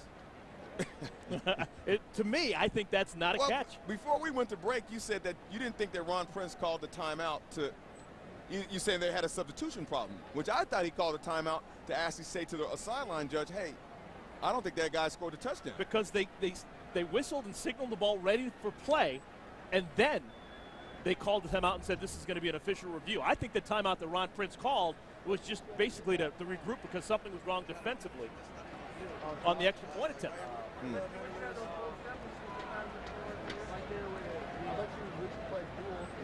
Well, I think it's certainly conclusive now. It's clear that Marlon Moore did not get his left foot down. Remember, that was a third down play, so this will bring up a fourth down, and here's Frank White with the Video call. evidence confirms the ruling on the field. Touchdown. Go figure.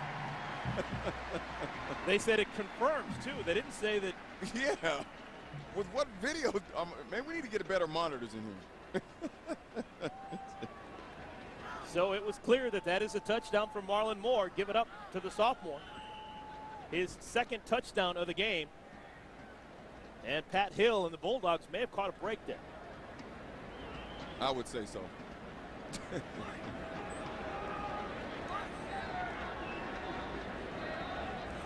Stitzer already with a field goal in this half. Gets his fourth extra point. And it has been 28 unanswered points in the last 17 minutes and change for Fresno State. All right, we're going to see this one more time. And the guys in the booth are going to freeze it for us. And somehow or other, we're going to be able to see here.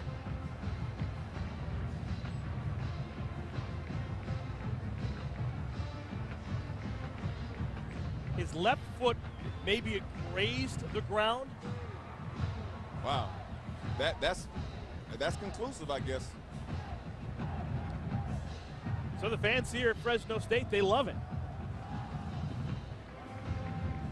Hey, let's not slight Fresno State now. They're doing this to a Big 12 football team and a well-coached football team. So credit to those guys. They're doing a great job. The first half in particular, they're doing an outstanding job. Pat Hill has always said, I'll play whoever, whenever, wherever. And right now he's getting a game against a good BCS conference team in his own backyard and enjoying it. 31 points in the first half.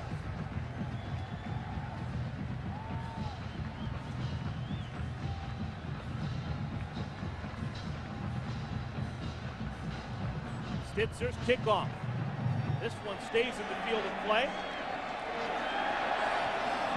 And it'll be a touchback as Leon Patton, all he can do is just down it in the end zone. Vince, what's going on down in the field? You know, guys, after Kansas State scored in the first quarter on those two long touchdown runs, the Fresno State defensive end, Tyler Klutz, came over to the sideline and got into the secondary's huddle over here on the Fresno State sideline and said, come on, guys, we can't give up the long runs. That's 2 of them. And since then, that Fresno State has given up nothing, and Klutz has been right there in the middle of it, playing an outstanding game defensively. So certainly Fresno State rising to the occasion on the defensive side after the little pep talk from Tyler Klutz, the senior. Yeah, Klutz playing his final home game.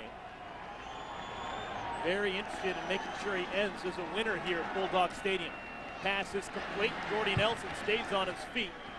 And I think we're going to have a face mask at the end of that run. It's going to tack on extra yardage. Yeah, and the other problem with that is it stops the clock. So, you want to make sure you don't commit any penalties, but you want to make sure you keep the receivers in bounds as well. Make them use their timeouts. Personal foul, face mask. Number 19 on the tackle. 15 yards added at the end of the run. First down. They call it on Marvin Haynes, and it's 15 extra yards for Kansas State. Anytime you're dealing with playing defense under 2 minutes and the offense has the ball, you want to make sure, especially in an instance when you're ahead. There's different scenarios when you're ahead and when you're behind, but when you're ahead, you want to keep those guys in bounds. You want to get up nice and slow, nice and easy, but most importantly, you don't want to commit any penalties. Freeman with time. Throws low, and it's incomplete. Looking for his tight end, Jaron Mastrue. It looks like that K-State wants to go for it all right there. I think they need to just be methodical and take what the defense is going to give them, because I think if they're greedy, Josh Freeman could end up hurting. We don't want to see that happen. Just take what the defense gives you. Don't stay into the pocket too long. Get rid of the ball and allow the receivers to make yards after catch. 2nd and 10.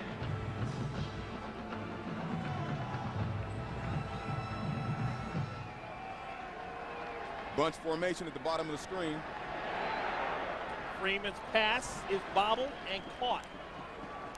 Nelson, his 7th catch of the first half, a pickup of 9. They need to find where 27 is, Jordy Nelson. They need to know where he is at all times and give that corner some help up top. On 3rd and 1. Pass is caught. Dion Murphy with the grab. The first down will stop the clock with 19 ticks remaining in the first half. Marcus Riley on the stop. And Ron Prince calls timeout. Kansas State still with 1 timeout remaining. Well, tonight, national title hopes are on the line, and 2 Heisman candidates will be butting heads in a game on ABC. It's Chase Daniel and the Missouri Tigers against Todd Reesing and the undefeated, how many times do you say that? The undefeated Kansas Jayhawks.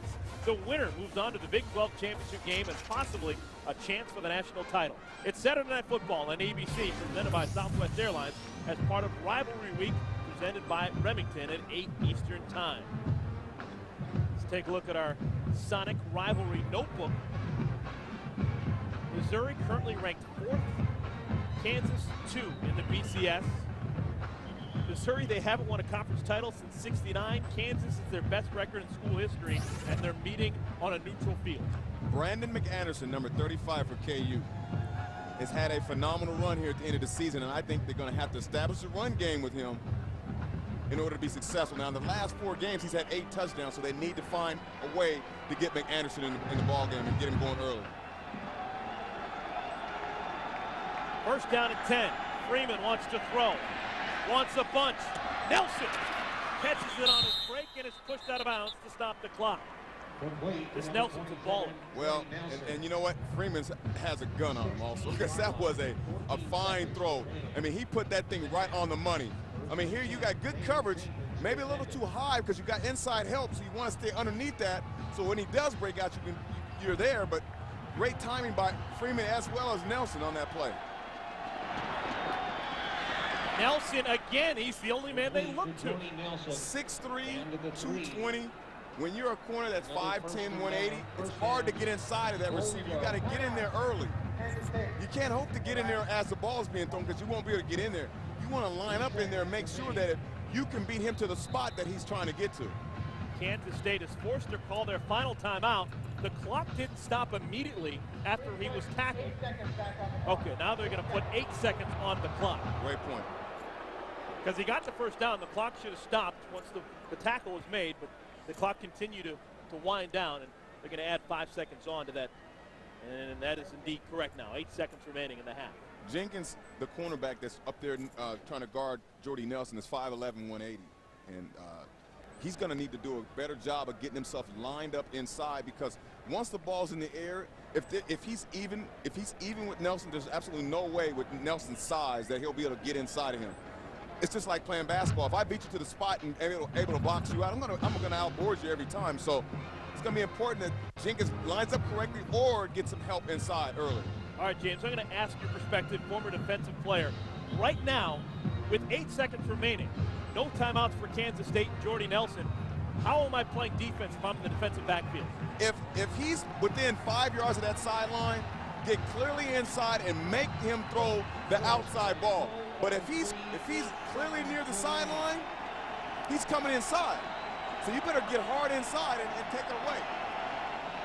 Right now, he's in the slot, so you better be doubling him.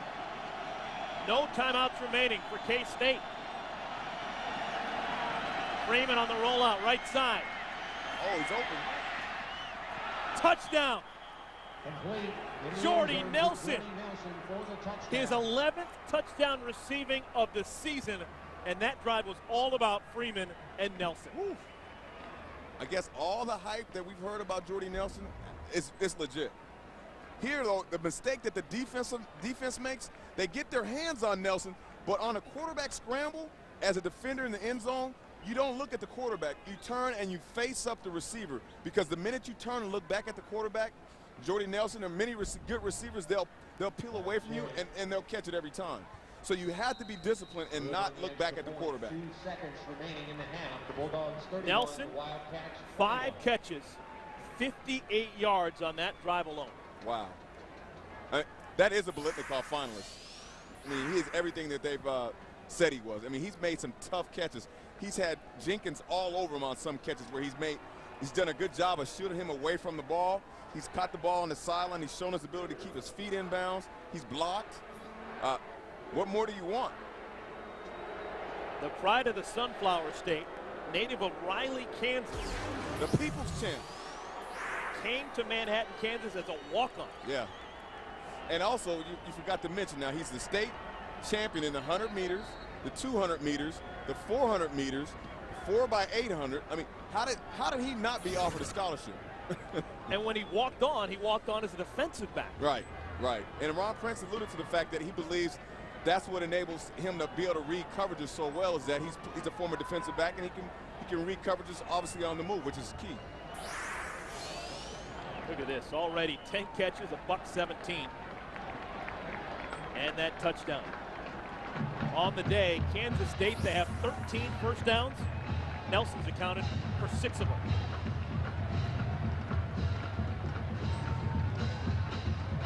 You'd imagine just a squib here with 2 seconds remaining?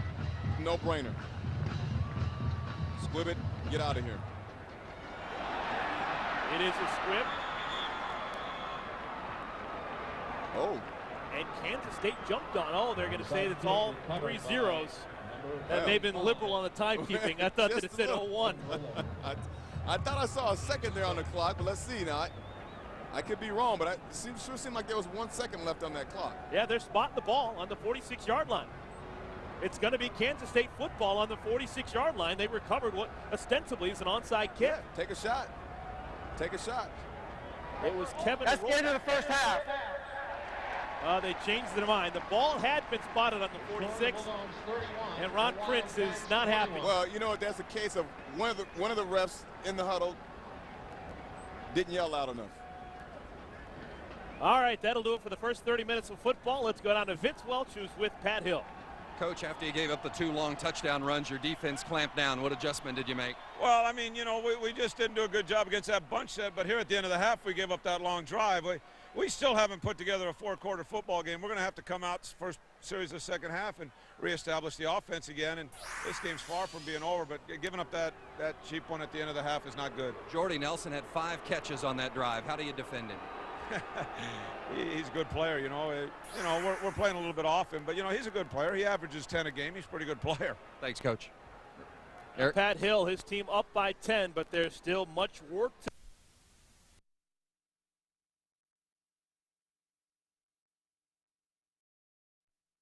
You're watching ESPN's Rivalry Week, presented by Remington.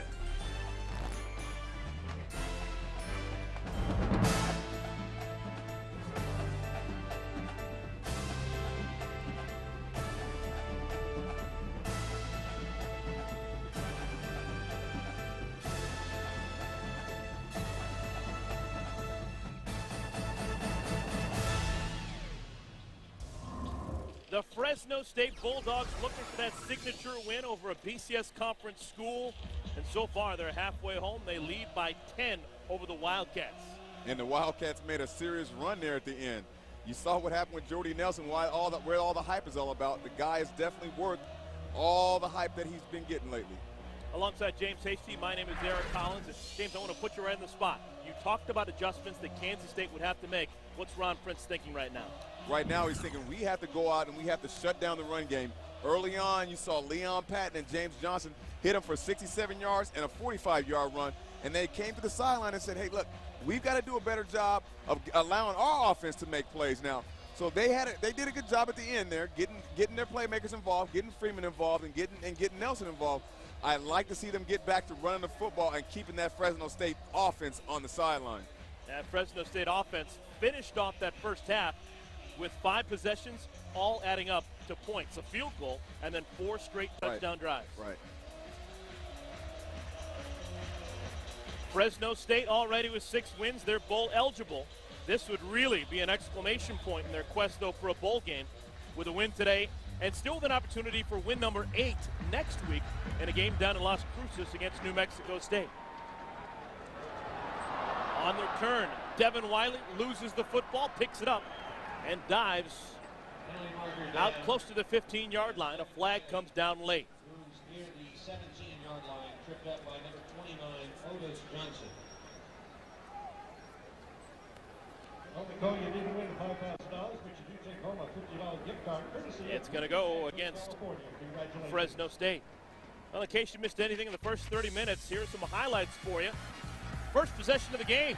James Johnson, we talked about it, 67-yarder, came through there untouched. Nobody got a hand on him. Then Leon Patton followed up with a 45-yarder. Big plays for K-State early on. But then for Fresno State, Marlon Moore happened. Moore with a career first half, 8 catches, 122 yards, and 2 touchdowns. He and Tom Brandstater both on the same wavelength for the first 30 minutes. And I don't know if Tom Brandstater's had a better first half in his career. That was an outstanding job by Tom Brandstater. In total, 52 points scored between these two schools. We saw very limited glimpses of Ryan Matthews, their stud freshman tailback in the first half, but they didn't need him very much as guys like Anthony Harding ran hard and well for the first half of play, a gain of 17. This is what is at stake. We told you about Fresno State looking for that signature win, looking for respect. For Kansas State, it's all about bowl eligibility. A win today is their 6th win, and they're virtually guaranteed of going to a bowl game. Well, K-State really needs to start playing with a sense of urgency now. They came out a little sluggish. They came out and struck it early, but then they found a way to kind of lose their stride. So they're going to have to get back into that rhythm and try to see about shutting down Fresno State's offense early. Brandstater out of the gun on first down. As a man, it's complete. Ajira Tutu with the grab. Justin McKinney on the stop, but not before another pickup of 17 yards. One of the things that these young guys are going to have to learn is they have a place called Indianapolis, Indiana, where they have the NFL Combine. They constantly have receivers coming in there to see if they can run 4 1s and 4 2s. And the reason is, if you don't get your hands on these receivers at the line of scrimmage, they'll be able to run those 4 1s and 4 2s. You need to do a good job of disrupting the routes, jam the receivers at the line of scrimmage so that they aren't able to run these well-timed routes. The freshman Ryan Matthews into the game, one of the rare times we've seen him so far today, and he has the football. And Matthews lowers the head and crosses the 45-yard line, a pickup of 4. Let's go down to the field, and Vince. Talked with Kansas State coach Ron Prince just a few moments ago before the second half got started. He was very happy with the way his team scored points at the end of the first half, but he is extremely concerned that they're not getting pressure on Tom Brandstater. As you guys have talked about, certainly Brandstater had an outstanding first half. And Prince says if they're going to slow down that Fresno State passing attack, it's not so much the secondary, but it's the pressure on the quarterback that has to improve. Yeah, thank you, Vince.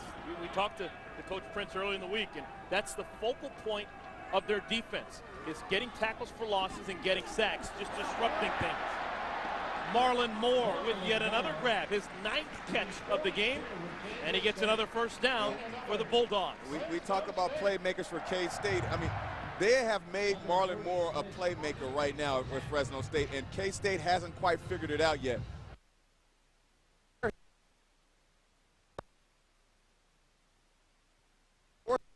To go another direction. Let's see what happens. Ball placed on the 42-yard line. Inside handoff to Harding. Still on his feet. And finally brought down after a pickup of 1. Let's go back to that concept defensively, what Ron Prince is trying to do. The big focal point, tackles for losses in the backfield. Is that sound defensively? I don't think you can expect to make tackles in the backfield on a regular basis. If you look at any defensive stat, that's tackle for losses are like sacks almost. They don't come too often. I think what you're looking for, minimize the number of yards after yards when they run the football, keeping those underneath 3 yards. Then you can have some success. And then you also want to minimize the big plays over 20 yards. And of course, they've had those today. And if they continue to have those, you're not going to be very successful. Pass is caught. The H-back, Kinter, with the grab. Pickup of 6, given the first half, replacing Bear Pasco. You know, 3 and outs are also very important for a defense because that allows your defense to get to the sideline, get some rest, talk about any type of adjustments that you want to make. But remember, I don't remember very many 3 and outs on Fresno State's part at all. There haven't been any. Or should I say K-State's part. So that can take a toll on a defense. The longer you're on the field, the more toll it takes on you. Kansas State has not forced 1 3 and out all afternoon long against this Fresno State offense. Now that's a huge defensive stack. 3rd and 3. And Harding refusing to go down until he gets it up for the first down. Inside the 30-yard line, a pickup of 5.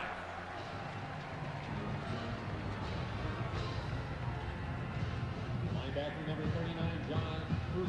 Fresno State, they've played 2 BCS conference schools so far this year, losing a close one down at College Station against Texas A&M and losing against the Oregon Ducks. This would be a big win for their program today. Well, we talked about halftime adjustments, and Pat Hill, on his behalf, he needs to make it. He doesn't need to make any, because right now his offensive line is getting it done. Lanye Miller still on his feet. Tough run, and a late flag comes in. This may be against Kansas State at the end of the run. Well, that's just great balance there by Lanye Miller. He had him for a loss there, and he did a great job of maintaining his balance and getting more yards after the contact.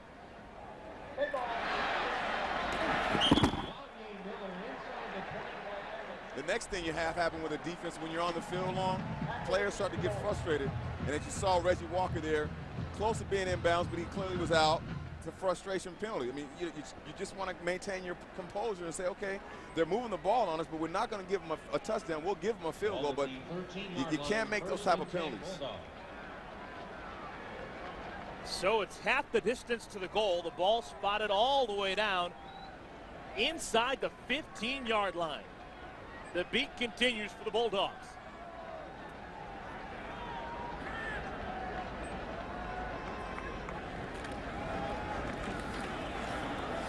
Miller bottled up close to the line of scrimmage. Great job of that D-line of K-State. Maintaining good leverage, getting their pads down, and using their hands to shed the blocks. 52 makes the tackle for Kansas State. Second and 9. If I'm K-State right now, I want to know where number 5 is, Marlon Moore. Moore with 2 first-half touchdowns. Already with 9 catches and 134 yards. He's at the top of your screen wearing number 5. Brandstater looking his way, nothing doing. With time, throws back of the end zone incomplete. Clifton Smith leaking out of the backfield. No chance at all there. Yeah, and Marlon Moore was open again. We talked about how to defend receivers once they get in the end zone, and Marlon Moore had slipped out of there. He's up on the top of the screen. Watch how he finds a way to sit right inside. They don't get a jam on him, and he was open there.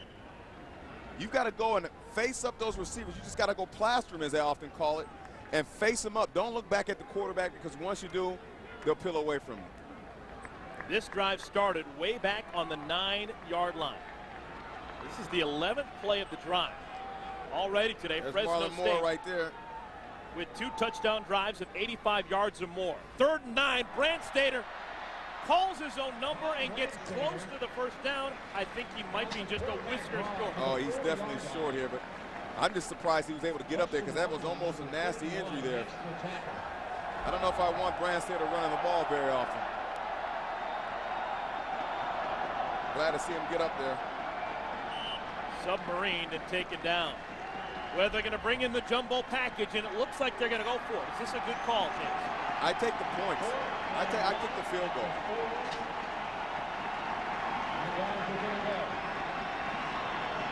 Fourth down and 1.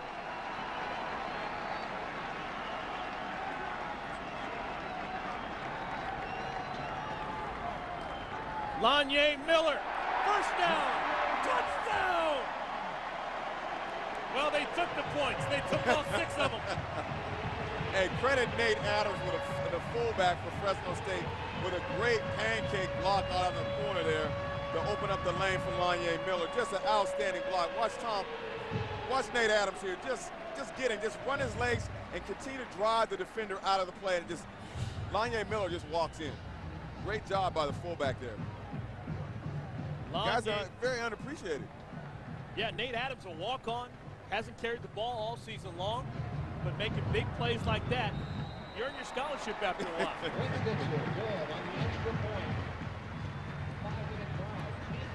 So the Fresno State Bulldogs, they get the ball to start the 3rd quarter, and it's more of the same. 5 straight possessions have ended in touchdowns for the Dogs.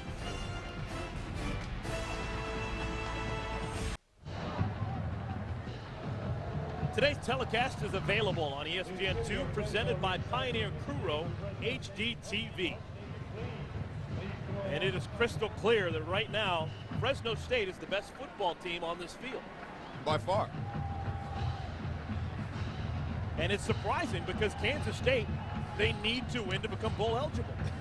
Lose today, your season's over. Basically, pretty much so. I mean, it's surprising that Fresno State has came out and just dominated as they have so far. Stitzer, another kickoff. This one sails deep and through the end zone. K-State will start at the 20. Now let's go to the studio and Stan Barrett. All right, guys, an absolutely crazy game between Tennessee and Kentucky. 38 apiece in the second overtime when Eric Ainge is picked off by Sam Maxwell. So all Kentucky needs is a field goal, but it's blocked. Dan Williams with a block, dead ball at that point, so none of this even matters, but it was very entertaining. You see the face mask at the end, no penalty there. Again, dead ball situation, so it doesn't matter. So now they go to a 3rd overtime. Kentucky gets the ball first. Look at the throw. Andre Woodson to Keenan Burton. And so Kentucky's 2-pointer no good, so Tennessee has to try to answer. They must go for 2. Wow. Wow. Kentucky's been at some barn burners this year. Yeah, we thought LSU and Arkansas was wild last night. How about that? LSU losing in triple overtime against an unranked team. Once again, unranked defeats a top 5 team for the 12th time this season. And how about Darren McFadden? Pretty good player. Okay. I know we still need to see KU and Missouri play. But right now, Darren McFadden is clearly the front runner for the Heisman.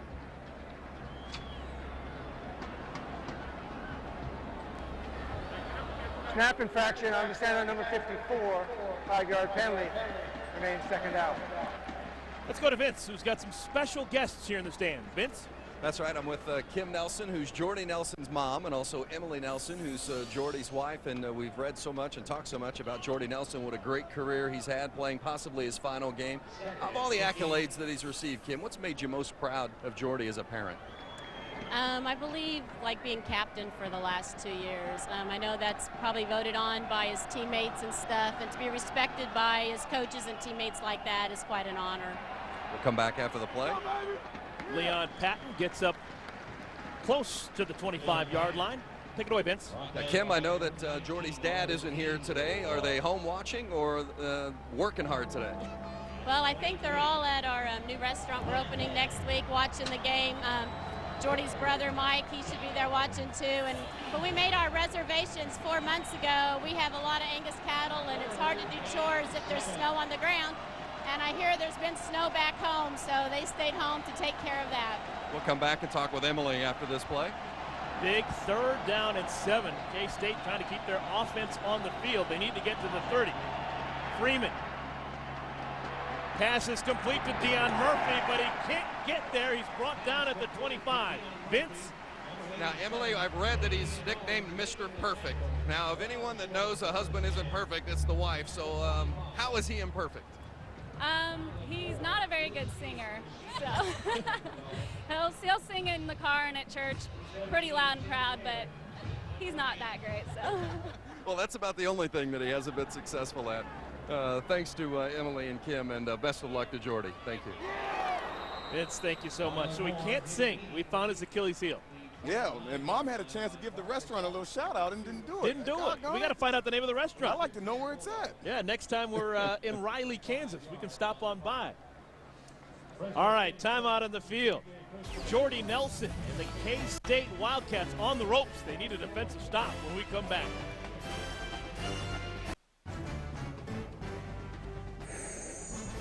ESPN's College Football, brought to you by Suzuki Automotive and the all-wheel drive SX4 crossover. And Sonic, it's not just good, it's Sonic good. In case you're wondering, Fresno State is the only campus university in the United States to have a winery fully licensed to produce, bottle, and sell wine. Now the question is, how do they keep their students off the winery? That's the question. State-of-the-art equipment, learning how to make wine. Isaac Kinter with the grab, gain of 4 on 1st down, brought down by Marcus Watts. Yeah, this is called the breadbasket of America. They can grow anything in the San Joaquin Valley. Grapes, oranges, you name it. Avocados, lettuce. A lot of dairy around here too. Really? I'm told that in this Tri-County area, there's more milk produced every year than in the entire state of Wisconsin. Wow. Who knew? 2nd down at 6. Fran Stater gets it to Kintner, who drops the football. Let's go back to the studio and Stan Barrett. All right, guys, more madness from Tennessee and Kentucky. It just keeps getting better. It was 44-38. Eric Ames to Austin Rogers, who gets in for the touchdown to tie it at 44. Now, they need the 2-pointer, must go for 2. Arian Foster can't get there to get it, but he does get a 15-yard penalty for throwing the ball, so they go to a 4th overtime. Tennessee just scored a touchdown from the 40. Wow. What a bizarre game. Thank you, Stan. Keep us posted. 3rd down and 6. Brad Stater again completes it. Jason Crawley with the grab this time. A pickup of 13. Well, and you had a linebacker lined up on a wide receiver, so you got an obvious mismatch there. And give credit to Brad Stater for finding that mismatch, because that's what the game was all about, finding those mismatches, and he did a great job there. Now, Fresno State, James, they're doing it without 2 of their better offensive players. Their freshman tailback, Ryan Matthews, has played sparingly, and Bear Pasco, their stud tight end, who leads them in receiving, hasn't played a snap. Yeah, and let's not forget about A.J. Jefferson, who leads the country in kickoff return yards with 35. A 35-yard average. So that's impressive in itself that they're doing it without all these guys on the field right Lanye Miller is brought down at the line of scrimmage by Reggie Walker, who's had a busy day. There's the Bear Pasco Jr. from Porterville, California. He's got another year of eligibility, but not going to be playing today. He's in street clothes. And Ron Prince said he's the best tight end we've faced all year, so I'm sure he was not displeased about not seeing him out there today. He had 3 touchdowns in a game against Texas A&M earlier this year. That's saying something. Both the reception total and the yardage total tops on Fresno State coming into today's game. That's going to change with the day that Marlon Moore's had. Brandstater, pump fake, still on his feet. Pass is complete. Jamel Hamler with the catch, and he stretches forward and gets the first down. Vince has more on the latest injury to A.J. Jefferson. Well, and James Hasty talked about the outstanding kickoff return average for Jefferson, but what the team says is even more significant is the fact that he plays on 4 other special teams units. He's the gunner on the punt team, he's corner on the punt return, part of the field goal PAT block attempt team, on the kickoff team. So when Jefferson's out, it's not just a one player on one unit. I mean, they've got to find 5 different guys to step in and fill his shoes. Yeah, that's a great point. Yeah, well, you know, the other aspect that A.J. Jefferson brings is his size. He's 6'1", 215. And you talk about matching up on Jordy Nelson, he would have been an ideal guy to line up on him. Anthony Harding has run so hard all day long. Finally brought down by Rob Jackson, but not before. A positive first down run. Call it a gain of 7. Now,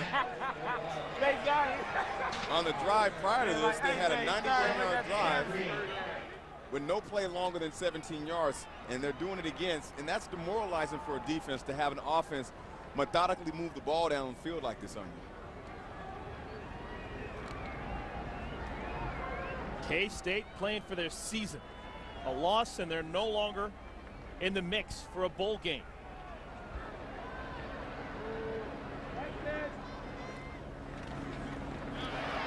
And again, the chains will move. Lanye Miller with another solid run, a pickup of a half dozen. You know, and those are just great blocks, you know, just great seal blocks, great kick-out blocks. And Lanye didn't have to do much there. He just had to run through the hole and pick up the first down without any effort, basically. I mean, you got a good kick-out, good seal right there, good kick-out block by Nate Adams. That's all you can ask for as a running back. James, a month ago, Kansas State had 5 wins. They lost 3 consecutive games. Right. They're losing right now. Right. Did teams press trying to get bowl eligibility? I don't know if you talk about press because it's preached so much to players. Ball's loose on the ground, and the Bulldogs, Johnny on the spot. I think Kenny Avon is the man who jumped on top of it, number 73. But back to your question, I think coaches preach so much about one game at a time, one play at a time, that it's really hard to really focus on anything outside of that play that you're lining up for or that game that you have the next game. So I don't buy into much when it comes to guys are pressing. Nah, you got to line up and make plays when you get the opportunity. And oftentimes guys will try to do a little bit more than they need to when it comes to trying to make plays.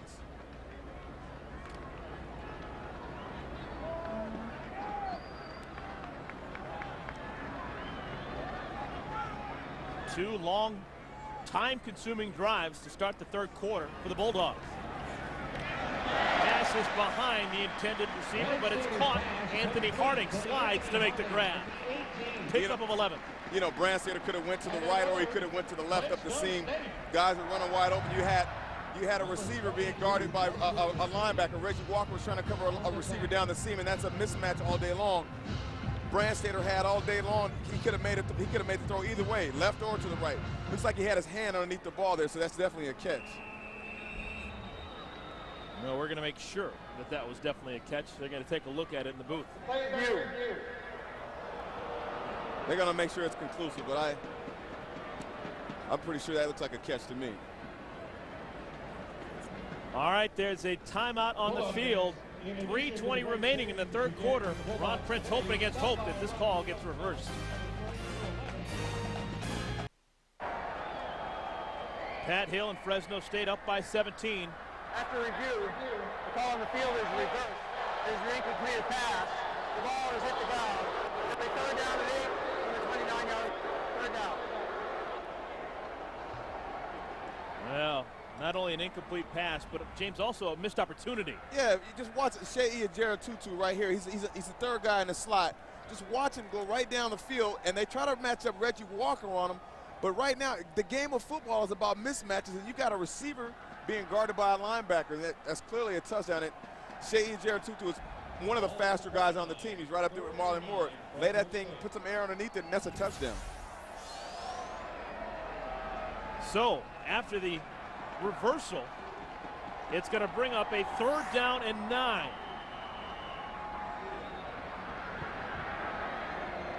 And Pat Hill is about 10 feet onto the field, wants to talk things over with referee Frank White. Not sure what this could be about. Please put 3:24 on the clock. 3:24 on the clock.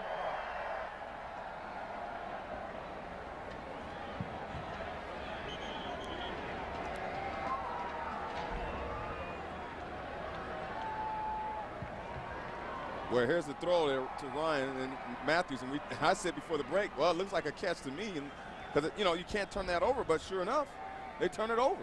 So, go figure. Even though he's had his hands around it, it looked like the ball may have touched the green grass. Yep.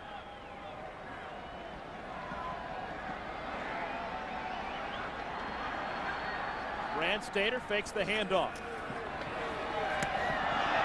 Finally, it's going to be a flag called against Cheatham. Did you hear my reaction there? The DB in me just came out. Because the ball wasn't even close to being catchable. It hit the ground well before contact.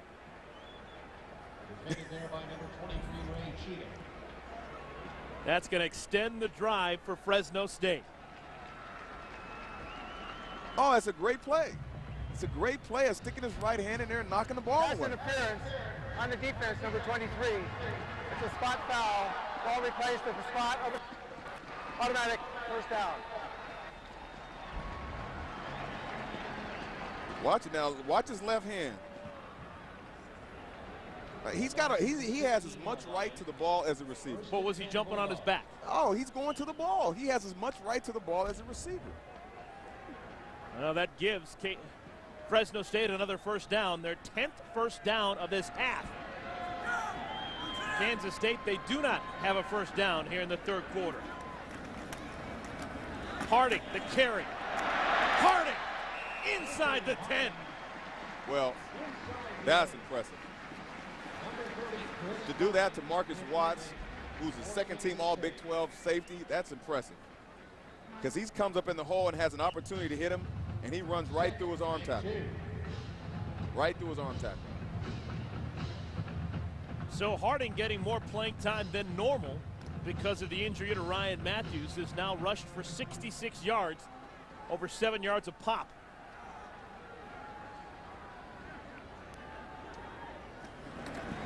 They stay on the ground with Harding. And it's another touchdown for the Bulldogs. Nate Adams is not a fullback. He's a lineman.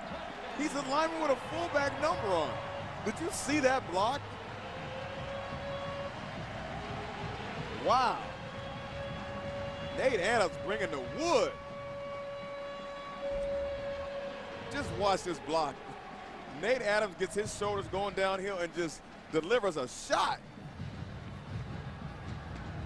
Wow. First touchdown of the game for Harding, his 3rd touchdown of the season. He's the 5th different Bulldog to score a touchdown this afternoon.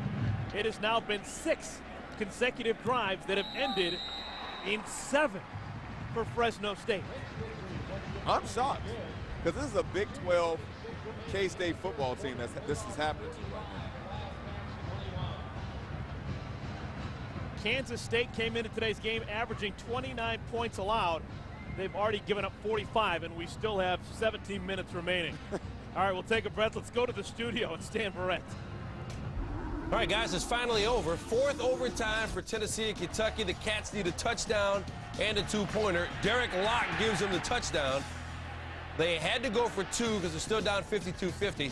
Andre Woodson, though, scrambling, dragged down from behind, so make it 23 straight now for Tennessee over Kentucky. And the Vols clinch the SEC East with the victory. They'll face LSU next Saturday in Atlanta for the SEC title. Wow. What a game. Andre Woodson trying to make it happen, just losing it at home against Tennessee. Outstanding ball game. We keep seeing these games time in and time out. This year's it's been crazy. Nobody knows what to expect. Now, you're one of those guys that believes that we need to keep on this good times and have a playoff system. Yeah, I just think, we can talk about strength of schedules, and we can talk about, well, if we would have had an opportunity to play in a championship game, we would have beat you guys. And, that issue that we had a couple years ago with LSU and USC. Let's eliminate all that and allow the top teams to play in a playoff type format, and we don't have to talk about weakness of schedule. See, my argument is this fantastic regular season has been all the more fantastic because every game has meant something. Dragged down before he can get to the 15-yard line is James Johnson, so it's going to be poor field position for Kansas State. Yeah, my argument is all season long we have had fantastic games, and they've all meant something because people are trying to get to that number 1 spot or the number 2 spot in the BCS standings. If everyone knew that the top 8 spots would go to a playoff system, then it's not nearly as interesting when you know what you already have in front of you. Yeah, but you still want to be one of those teams that are allowed to be in that playoff spot. So you'll really still battle like you will as if we were playing like right now. You'll still battle those teams because you want to be one of those teams in that playoff situation at the end of the year. But it's a point of being like the 8th or 9th spot in the BCS standings to getting to the playoff system, as opposed to battling to get to the number 1 or 2 spot and getting to the championship game. It just seems like there's so much more at stake if you're battling for number 1 or number 2, right, as opposed to the top 8 spots of a playoff. I just want there to be a clear-cut winner. I don't care how they devise it, but I think there needs to be a clear-cut champion, and I don't think we need to worry about co-champion in the AP poll or the coaches poll. I think we need one sound champion and that everyone can agree on. All right, I'm going to put you on the spot. The big game tonight is the game on ABC. It's Kansas against Missouri. What are your thoughts on that game as Jordy Nelson walks that tightrope and goes out of bounds at about the 31-yard line? Well, my hat's off to Coach Mangino and what he's done with that program in Kansas. It's an outstanding job. I had a chance to cover Missouri a little bit. I think from top to bottom, they're a much more sounder team, but if there's a slight edge that I give, it's because of who they've played, and speaking of Missouri, who they've played thus far this year. You've lived in the Kansas City metropolitan area for a number of years. Did you ever think you'd see a day when, end of November, we'd have one loss between Missouri and Kansas and them playing on the same field? Well, it's been Coach Snyder had turned K-State around. Wow. 4 men on the field, 5-yard penalty. Remains first down. He had that 11-year run there where he had them in bowl games. So he had that deal going for a while there in Manhattan. But KU was struggling, and they struggled for quite a while. So it's good to see both programs doing well. Look at the numbers for these two schools. It's crazy, the offenses. Yeah. Both averaging well over 40. And the interesting point about all this is that they both have very good defenses. And so, it's really tough to decide on who is the better team. I'm glad they were going to play. Freeman has a man wide open. It's Murphy. There's a flag down on the field, but if this stands, this could get Kansas State back in the game.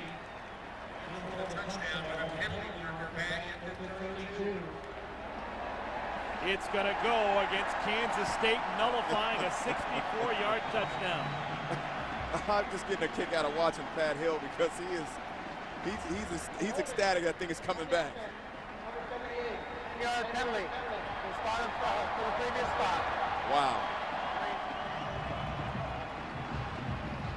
Deion Murphy had his man dead to rights, and it's all going to come back. Yeah, on the left side of your screen here, you see Damon Jenkins allow the receiver to get. You're going to see Damon Jenkins allow the receiver to get outside, and in cover 2, a corner cannot allow the receiver to get outside, and he makes a big play. We're going to show the holding call actually. Here's Murphy's touchdown. We see the end of it, but Jenkins allowed him to get outside of him and cover 2. You can't ask for safety to cover from the middle of the field to the sideline. It's just not fair to him. You got to get him inside. They called that penalty on Alisana, the big left tackle from Western Samoa. So trying to get some momentum back. The pass is complete to Jaron Mastru to pick up a 10. It'll bring up a 2nd down and 5. Well, you want to say, well, that's demoralizing for the offense.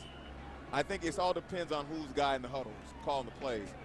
If his demeanor is the proper demeanor, then you know what? They'll be fine. They'll be able to bounce back from not being able to score there. Fresno State, they've had the ball more than twice the amount of time that Kansas State has had it. Jordy Nelson gets the first down for the Wildcats. Well, and we haven't called his name much, but it's going to be imperative that Ron Prince in that offense gets number 27, Jordy Nelson, the ball.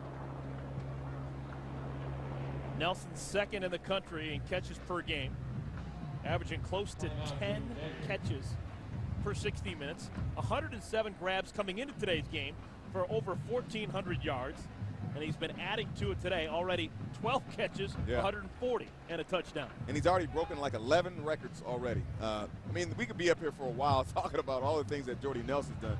He's second right now behind Michael Crabtree, the receiver for Texas Tech. And he was a freshman, a redshirt freshman right now, by the way. But I tell you what, just the things that Jordy Nelson can do and his involvement on special teams, I mean, it just really speaks volumes about the type of player that he is. All right, I gave Nelson the first down a little bit too quickly. They're going to say he's just shy. 3rd down and 1. This is a must for K-State. Oh, it's 2 down territory time. That's what it is. They got to go for it on 4th down, no matter what.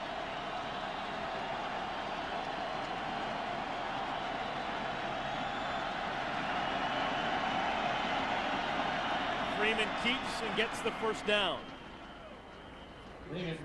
Josh Freeman using that 250 pounds to forge forward.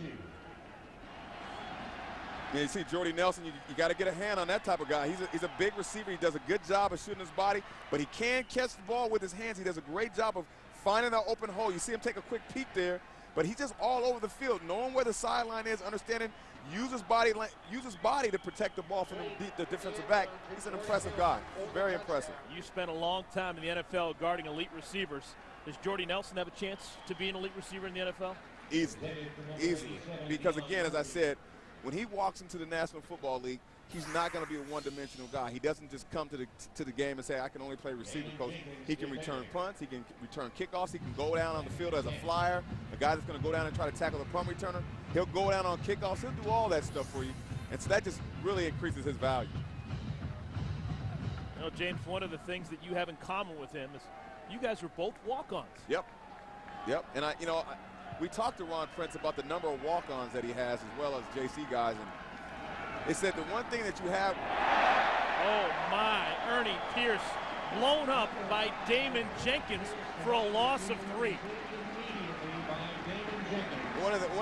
Back to the point is that we're talking to Ron Prince, and he said the one thing that you like about a walk-on is that they have a burning desire to prove everybody wrong. And I can recall as a walk-on and wanting to prove people wrong. So when a team was on the road traveling, I was running stadiums because I always felt like, and even after I made it to the National Football League, that there was a bunch of detractors or people that said I couldn't do it, that I wanted to prove wrong. And so I think that fueled the whole fire for me. And I think that's what Coach Prince likes about his players. Well, if Jordy Nelson's going to prove him wrong, he's only got another 15 minutes to get it done, or his fantastic career at Kansas State will be over. Kansas State, they need to win to become bowl eligible, but they're down by 24 with 15 minutes remaining. It has been all Bulldogs. Fresno State dominating with 15 minutes left.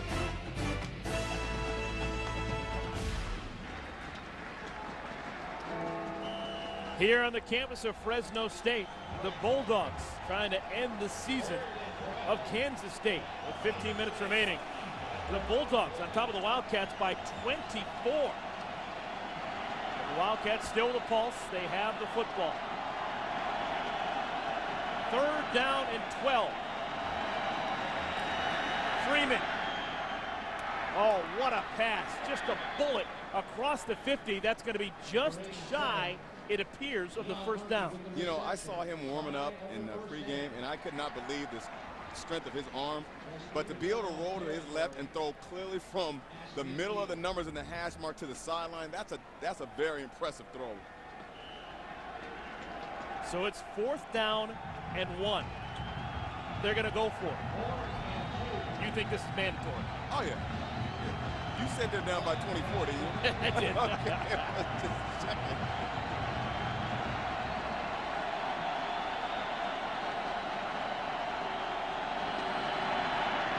Freeman dumps it off incomplete. The tight end Mastrud had it and then dropped it. Well, coaches coach and players play. And on that one, coach has made a good call there. That's a great call.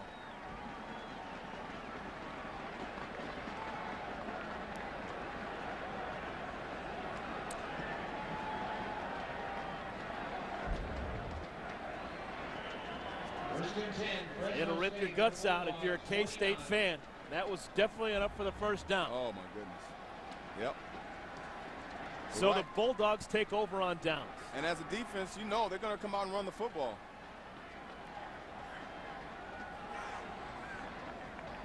Fresno State just trying to bleed some clock with a 24-point lead. They give it to Lanye Miller, who gets out across the 45. See, you're making Nate Adams' job that much easier when you run up as a corner or a defender. And in that case, Cheatham just comes running up and just runs himself out of the play.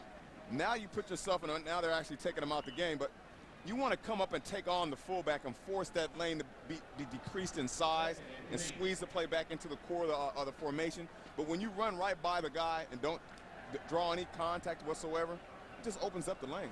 It's just, you don't give yourself a chance as a defense.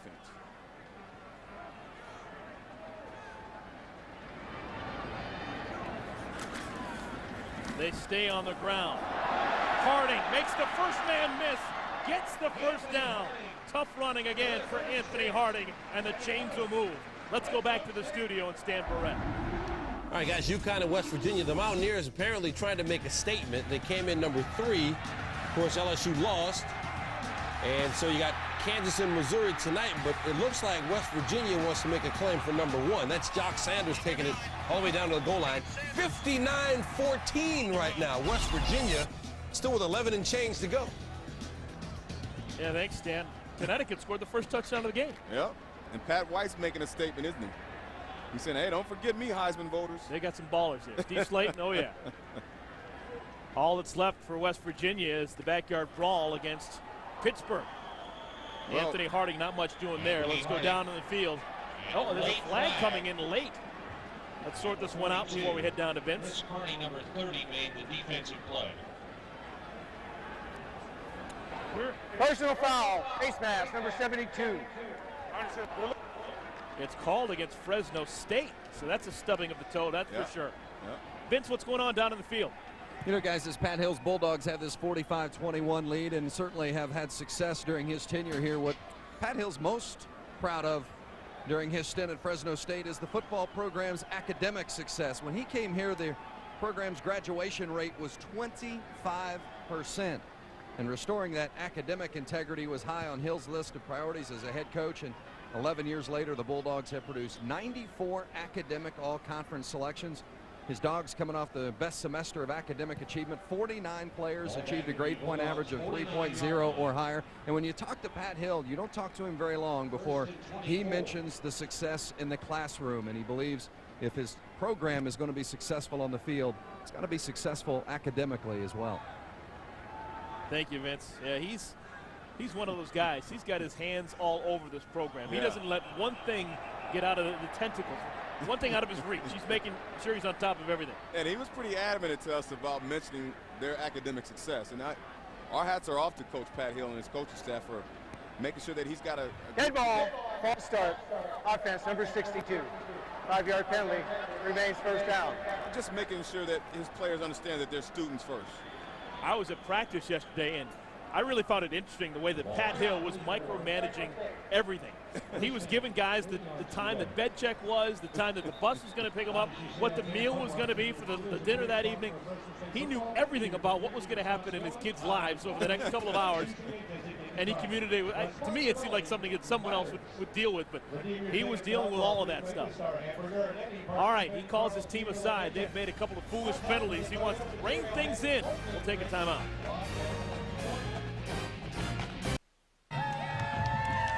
The Kansas State fans that have made the pilgrimage from Manhattan, Kansas haven't had much to cheer about.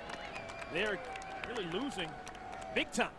45-21, they're down with their season on the line.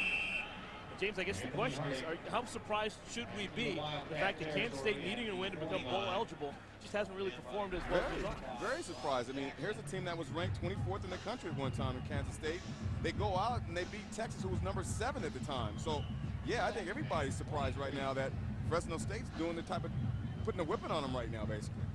Yeah, Ron Prince's team, back on October 27th, they had 5 wins with 4 more regular season games to go. It looked like they were just a slam dunk to become bowl eligible, but that's not been the case. Well, it's a credit to Coach Hill, Pat Hill, and his coaching staff for explaining to those players, look, we're bowl eligible, but we're still going to go out and play this football game. We're going to go out and play it very hard, and that's what they're doing. Hard hitting there right at midfield. It's going to bring up a 3rd down and a bunch for Fresno State. By number 93, Gabriel Cruz. This is not the final regular season game for Fresno State. Pat Hill will take the team down to Las Cruces for a Friday night game next week against New Mexico State. You know, it would only make sense for Fresno State to have come out here and said, look, we got 7 wins. You know, we'll get it, no problem. You know, we got another game after this one. In fact, Coach Hill even said next week's game is a game that's must win for us. So they could have came out here and laid an egg, but they came out and played fantastic football. 3rd down and 24. And Brandstater didn't like what he saw and calls timeout. That's the 2nd timeout called for the Bulldogs here in the second half. Fresno State thanks corporate league sponsor Pepsi for their continued support of Bulldog Now 16 seniors playing their final game ever here at home at Fresno State. With more on that, let's go down to Vince.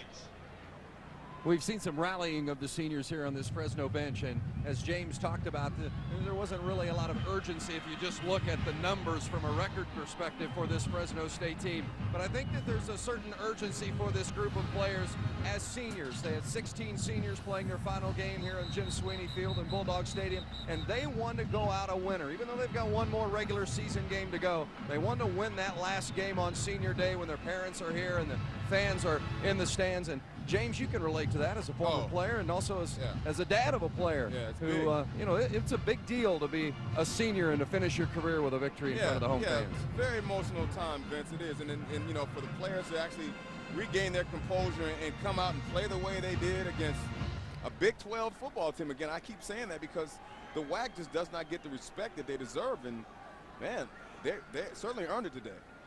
Fresno State with 2 losses in conference this season. 1 to Boise State, 1 to Hawaii. That's 2 pretty good teams. Pass is caught by Ajira Tutu, but well short of 1st down yards. It'll bring up a 4th down and 9. Well, yesterday was a ceremony called Senior Tackle.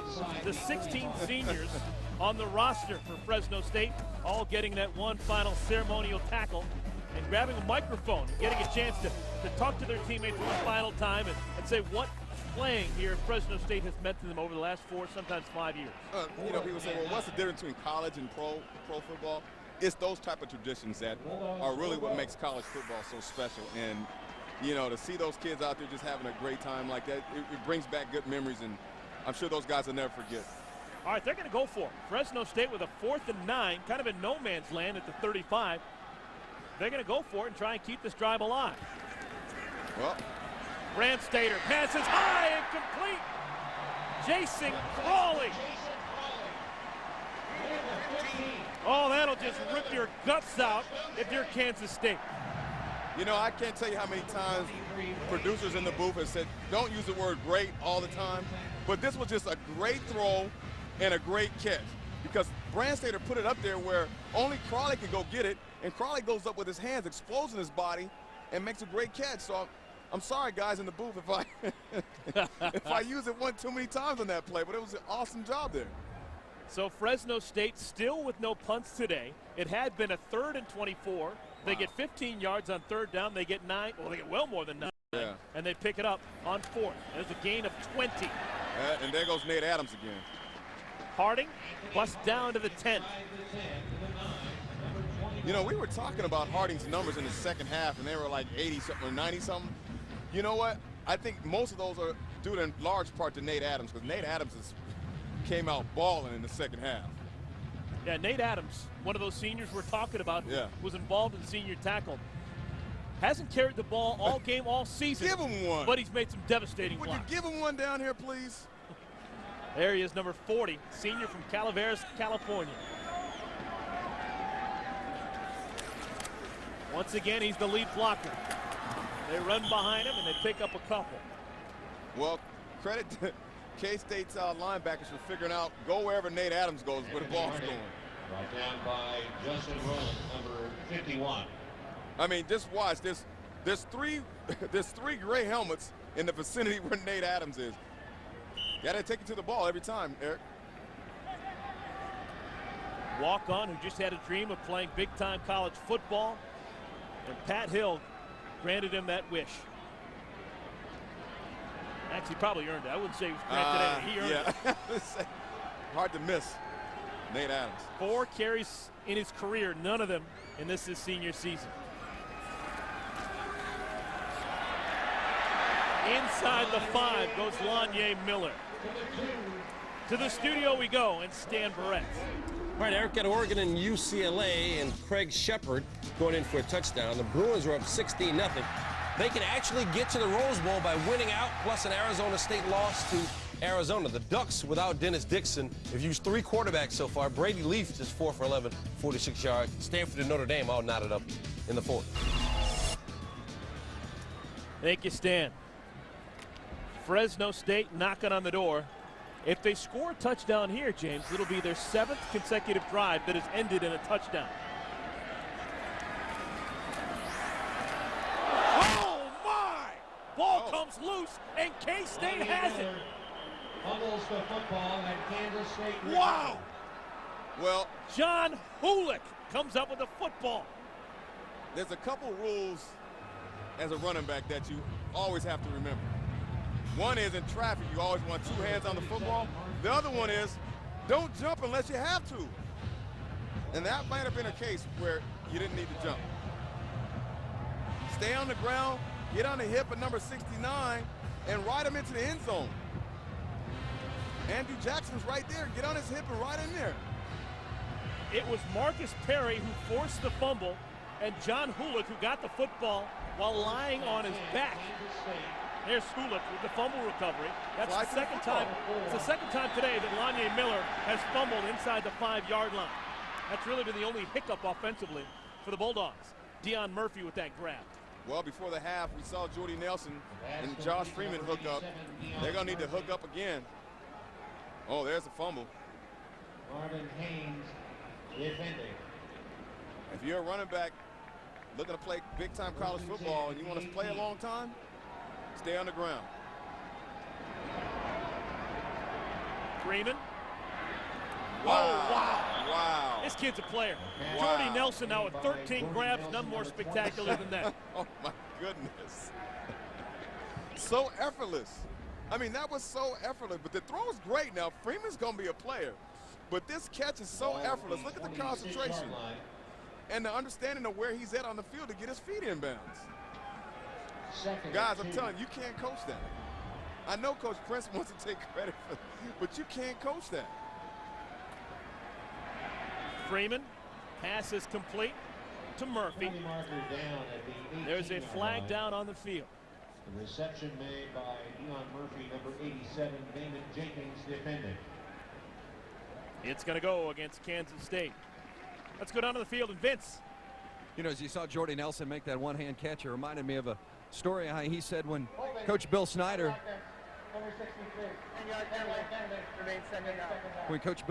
originally called Jordy Nelson into his office to explain that he wanted to switch him from defensive back to wide receiver, Nelson thought he was actually going to tell him that, you know, he's going to have to leave the team because he wasn't good enough.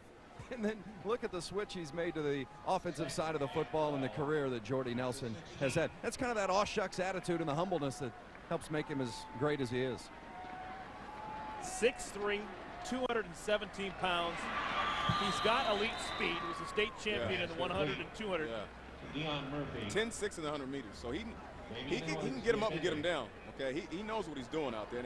And the key part about it all is he's not exerting a lot of energy to do the things that he's doing. That's what enables him to play so consistent throughout the entire game. You get some guys that have these high motors and come the second half, they're out of gas. This guy is so consistent with his energy that he exerts out on the field. It's impressive.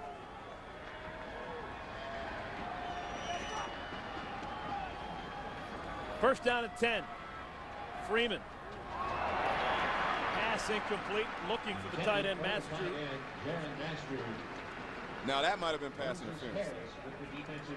That might have been pass interference. He's draped all over the guy. Now, you know, I'm a former defensive back, Eric, so I'm going to tend to favor with the defensive guys, but right here, I think you got to give the receiver a chance to catch the ball. And Moses Harris may have gotten away with one. Or come underneath and try to intercept it, but you can't hang on him like that.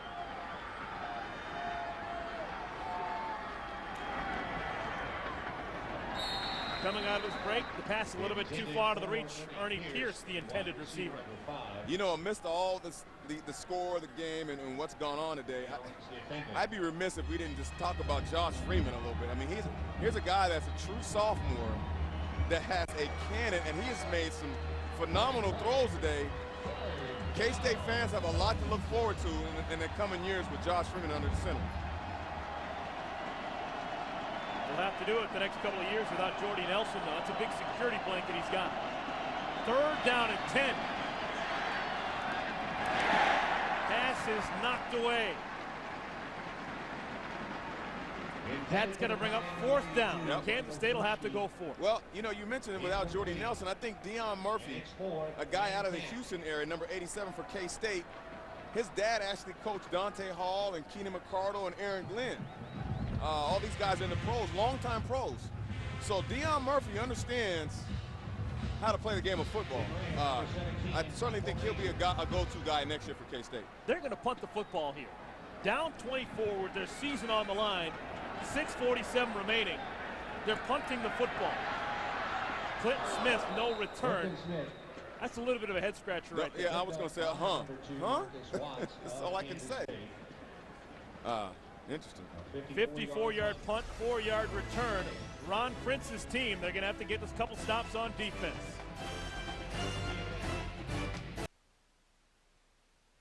IBM presents the 25 greatest players ever. Number 6, Jim Thorpe. Considered one of the greatest athletes in any sport, Thorpe was twice named All-American in football after leading Carlisle to upset wins over Harvard in 1911 and Army in 1912. IBM, getting it done.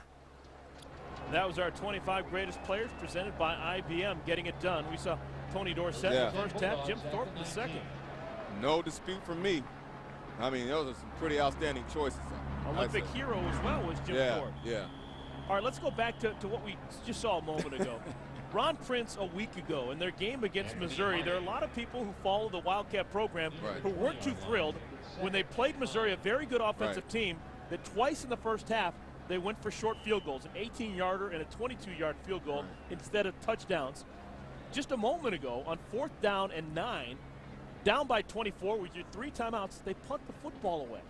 You know, I watched the game, the 4th and 1 and 4th and 5 call last week against Missouri, and I thought, okay, well, he's trying to keep his team close. He wants to take him in at halftime. It was 4th and 1, and they kicked the field goal, and they took him in at 21-18 at half. And I thought, okay, he's looking to, from a psychological standpoint, to have his team feeling pretty good, so when they come back out, they're ready to go. But this decision here, I'm not so sure he shouldn't have just went for it, because the message that it sends is that basically I'm not certain my defense can come out and be stout enough to stop these guys and maybe just give them a field goal. But go for it. You don't have much to lose, I guess. You got guys like Jordy Nelson, who quite possibly playing their final ever college game. You need to win to become bowl eligible. I'm not saying it's realistic to score 24 points in the final 6 minutes, but you still have a pulse. Yeah. You kick it away, that pulse is gone. It's over. It stops. Well, flatline. You got a pretty smart group of kids nowadays when it comes to the game of football. And sports in general, kids are very knowledgeable because they really start following it early on, and they know when certain things aren't right, and they're going to be questioning that. They're going to be saying, well, you know, what were we doing? And I just think it sends the wrong message, that's all. Well, this is what it comes down to. Kansas State, October 27th, they had 5 wins. They've since lost 3 consecutive games. They lost to Iowa State. Not only lose to Iowa State, they lost at Nebraska, giving up 73 points. They lost last week against Missouri. No shame in that. But then they come out here to Fresno, and it looks like they're going to lose against a non-BCS team, and that's a tough way to finish your season. It is tough. It is tough. But Devin Wiley on the return. No, this is Deion Murphy. There's a flag down on the field. Murphy's pushed out inside the 10. Well, there was an illegal block in the back. The ref just took a little longer than he should have to throw the flag.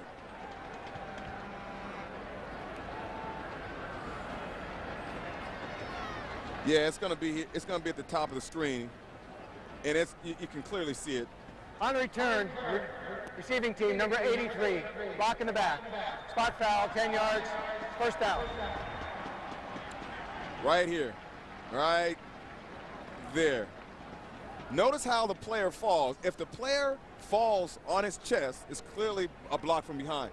But if the player falls on his side, then it's not. And in that instance there, the guy clearly fell on his chest, so that was blocking the back. Good call. So Deion Murphy is the most unlucky guy in all of Fresno. He had a 64-yard touchdown catch in the third quarter, called back because of a penalty, and now a 61-yard return called back because of a penalty. Yeah.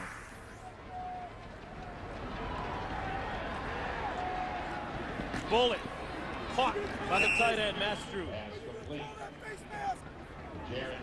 And if there's been one area of concern for K-State, it's been penalties.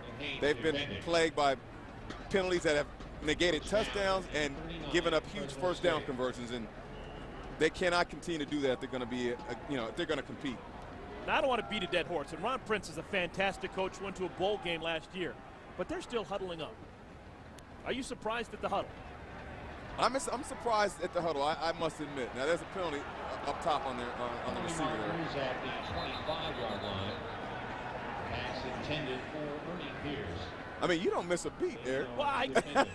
There was 4:14 on the clock after that last catch, and they lost close to 20 seconds. Holding on the defense, number 4. 10-yard penalty from the previous spot. Automatic first down. It's called against Damian Owens, the sophomore from San Leandro. Well, later tonight, national title hopes are on the line as two Heisman candidates clash on ABC.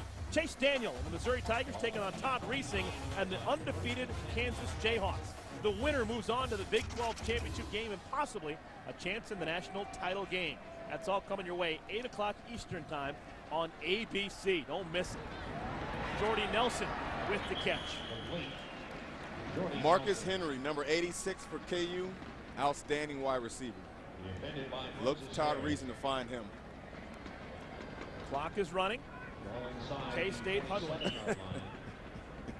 Second and 8.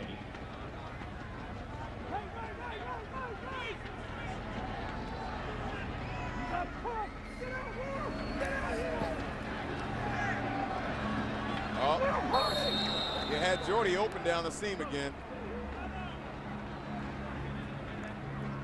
If I'm Freeman, I'm looking for 27 and 27 only. He was wide open that time. Watch him down the seam. Here he is right here. He's going to get down the seam, and he's wide open. Nobody gets a hand on him. You got to know where number 27 is at all times as a defender, and fortunately, Josh Freeman, the quarterback, didn't know where he was. Third down and 8.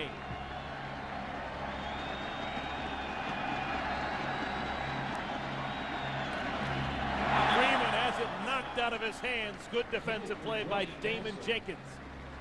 Tough to run a screen when you're running man-to-man, and Fresno State was in man-to-man on that one. And Jenkins right there just actually, or should I say Owens, Jenkins got it right behind Jordy, and just they call it jet streaming. Just got right behind him and followed him into the play and did a good job of knocking the ball away. So it's tough to execute a screen when you've got man-to-man coverage. Fourth down. Obviously, they're going to go for it this time.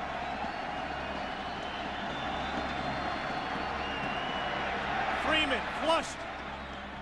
Complete. Catch is made by Pushki, Michael Pushki, the senior from Lawton, Oklahoma. Good job by Freeman keeping his eyes down the field and extending the play. Good job by his protection, allow him to step up in the pocket and find that receiver downfield. Here you see Freeman stepping back, and good job by his offensive line, giving him an opportunity to step up in the window, find the tight end, make a good job by Pushki getting down the sideline and get out of bounds. The guy reminds me a lot of Donovan McNabb. That's heavy praise. And he's young. just a sophomore. Pass a little bit behind Ernie Pierce and incomplete. Just want to snap that head around as fast as you can, Ernie. All right, how about this for something? Kansas State has never defeated a team that's currently in the WAC away from Manhattan, Kansas. They have played against Utah State in 1992 and lost that game. They played at San Jose State in 1963. I'm not going to blame Ron Prince for that one, but they lost that one. So if they lose today, they're going to be 0-3 against WAC teams on the road. Wow. Oh, my. Big stick staying on his feet is Murphy, and he's pushed out of bounds. Damian Owens. Now bring your arms. You know, guys tackle up high. You got to bring your arms. The best place to tackle a guy is in his legs and get him down so he stays in bounds. Keeps the clock running. Don't hit him up high and allow him to get out of bounds.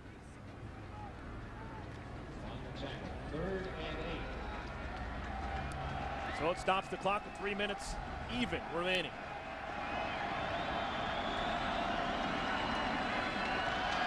Back at the end zone, touchdown. Ernie Pierce, his third touchdown in the last 2 weeks. Well, you got to give credit to Jordy Nelson on that one. They were so focused on Jordy Nelson, the safety vacated the middle and left the middle wide open for an easy throw to Ernie. You got to look at a guy like Jordy Nelson as someone that can be a game changer when he can do that to your defense because you're focusing so much on him. All right, they're going to go for 2 here, James. And if they get this 2-point conversion, it's just a 2-possession game. A little bit dubious, but they would only be down by 16. So then we can go back and start talking about the amount of time that's elapsed when they didn't go for it on 4th down.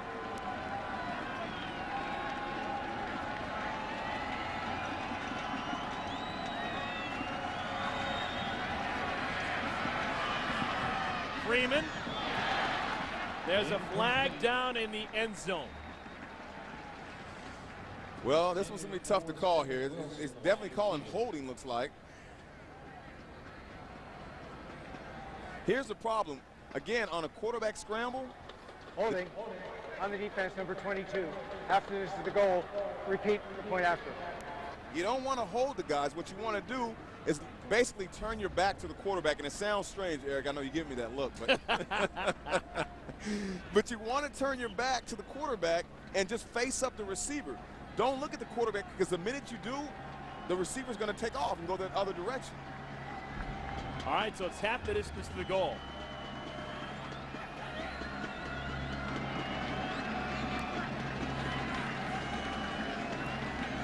Freeman calls his own number and gets in.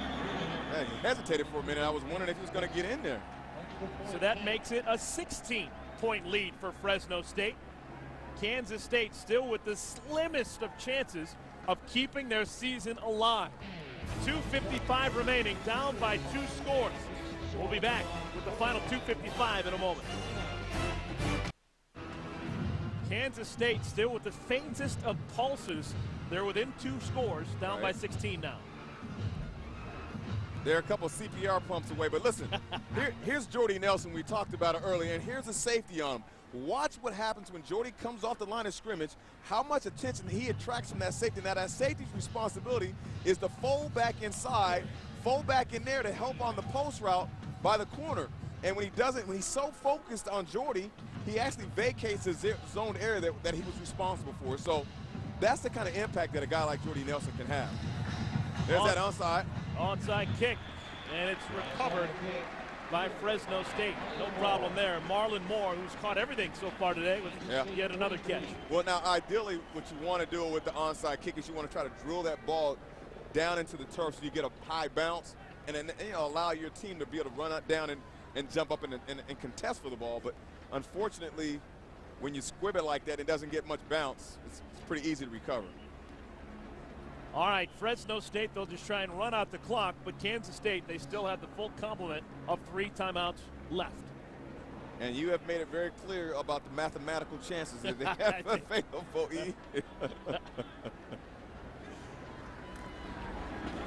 Harding with the carry. Pick up of 4. Well, there he is. Pat Hill looking for his 11th win against the BCS team. No other coach has more than that. And he was very clear about what other schools are doing when it comes to playing weaker opponents. He said it makes him sick. And I thought that was pretty. I was like, wow, okay, coach. Yeah, those were his exact words. Yeah, he thinks that you ought to come out and line up and play good ball clubs. Anthony Harding with another carry. And he was pretty stern about that statement.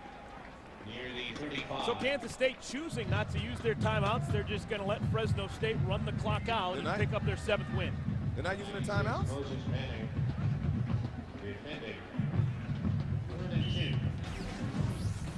Fresno State, they have battled big boys, taking on Texas A&M and losing on the road, but in 3 overtimes. Wow. Losing against Oregon, and today taking on the Big 12's Kansas State Wildcats, and they're going to win. You know, before we came down here, I talked to a lot of people about Pat Hill, and everyone said Pat Hill is a fine football coach. And I am a strong believer in that. He did a fantastic job of getting this team ready. As I said, they had nothing to play for. They could have played next week and got their 7th win and said, okay, fine, we'll take our bowl bid. But they came out and played a heck of a ball game tonight. Vince, what's going on? You know, Pat Hill and his success, I think Pat coaches kind of with that chip on his shoulder the way he wants his players to play out on the football field. You know, the guys from the Valley that maybe some other schools might not think are good enough for their program. He loves those kind of kids. He wants those kind of players to come here and strive and be successful at Fresno State. That's kind of the way he coaches it, too. So when he talks about those other schools not scheduling the big dogs, I think that's why Pat Hill does it, just to show that you can do it and be successful. And maybe, James, that proves that he really is as good a coach as people say. I support that 100%.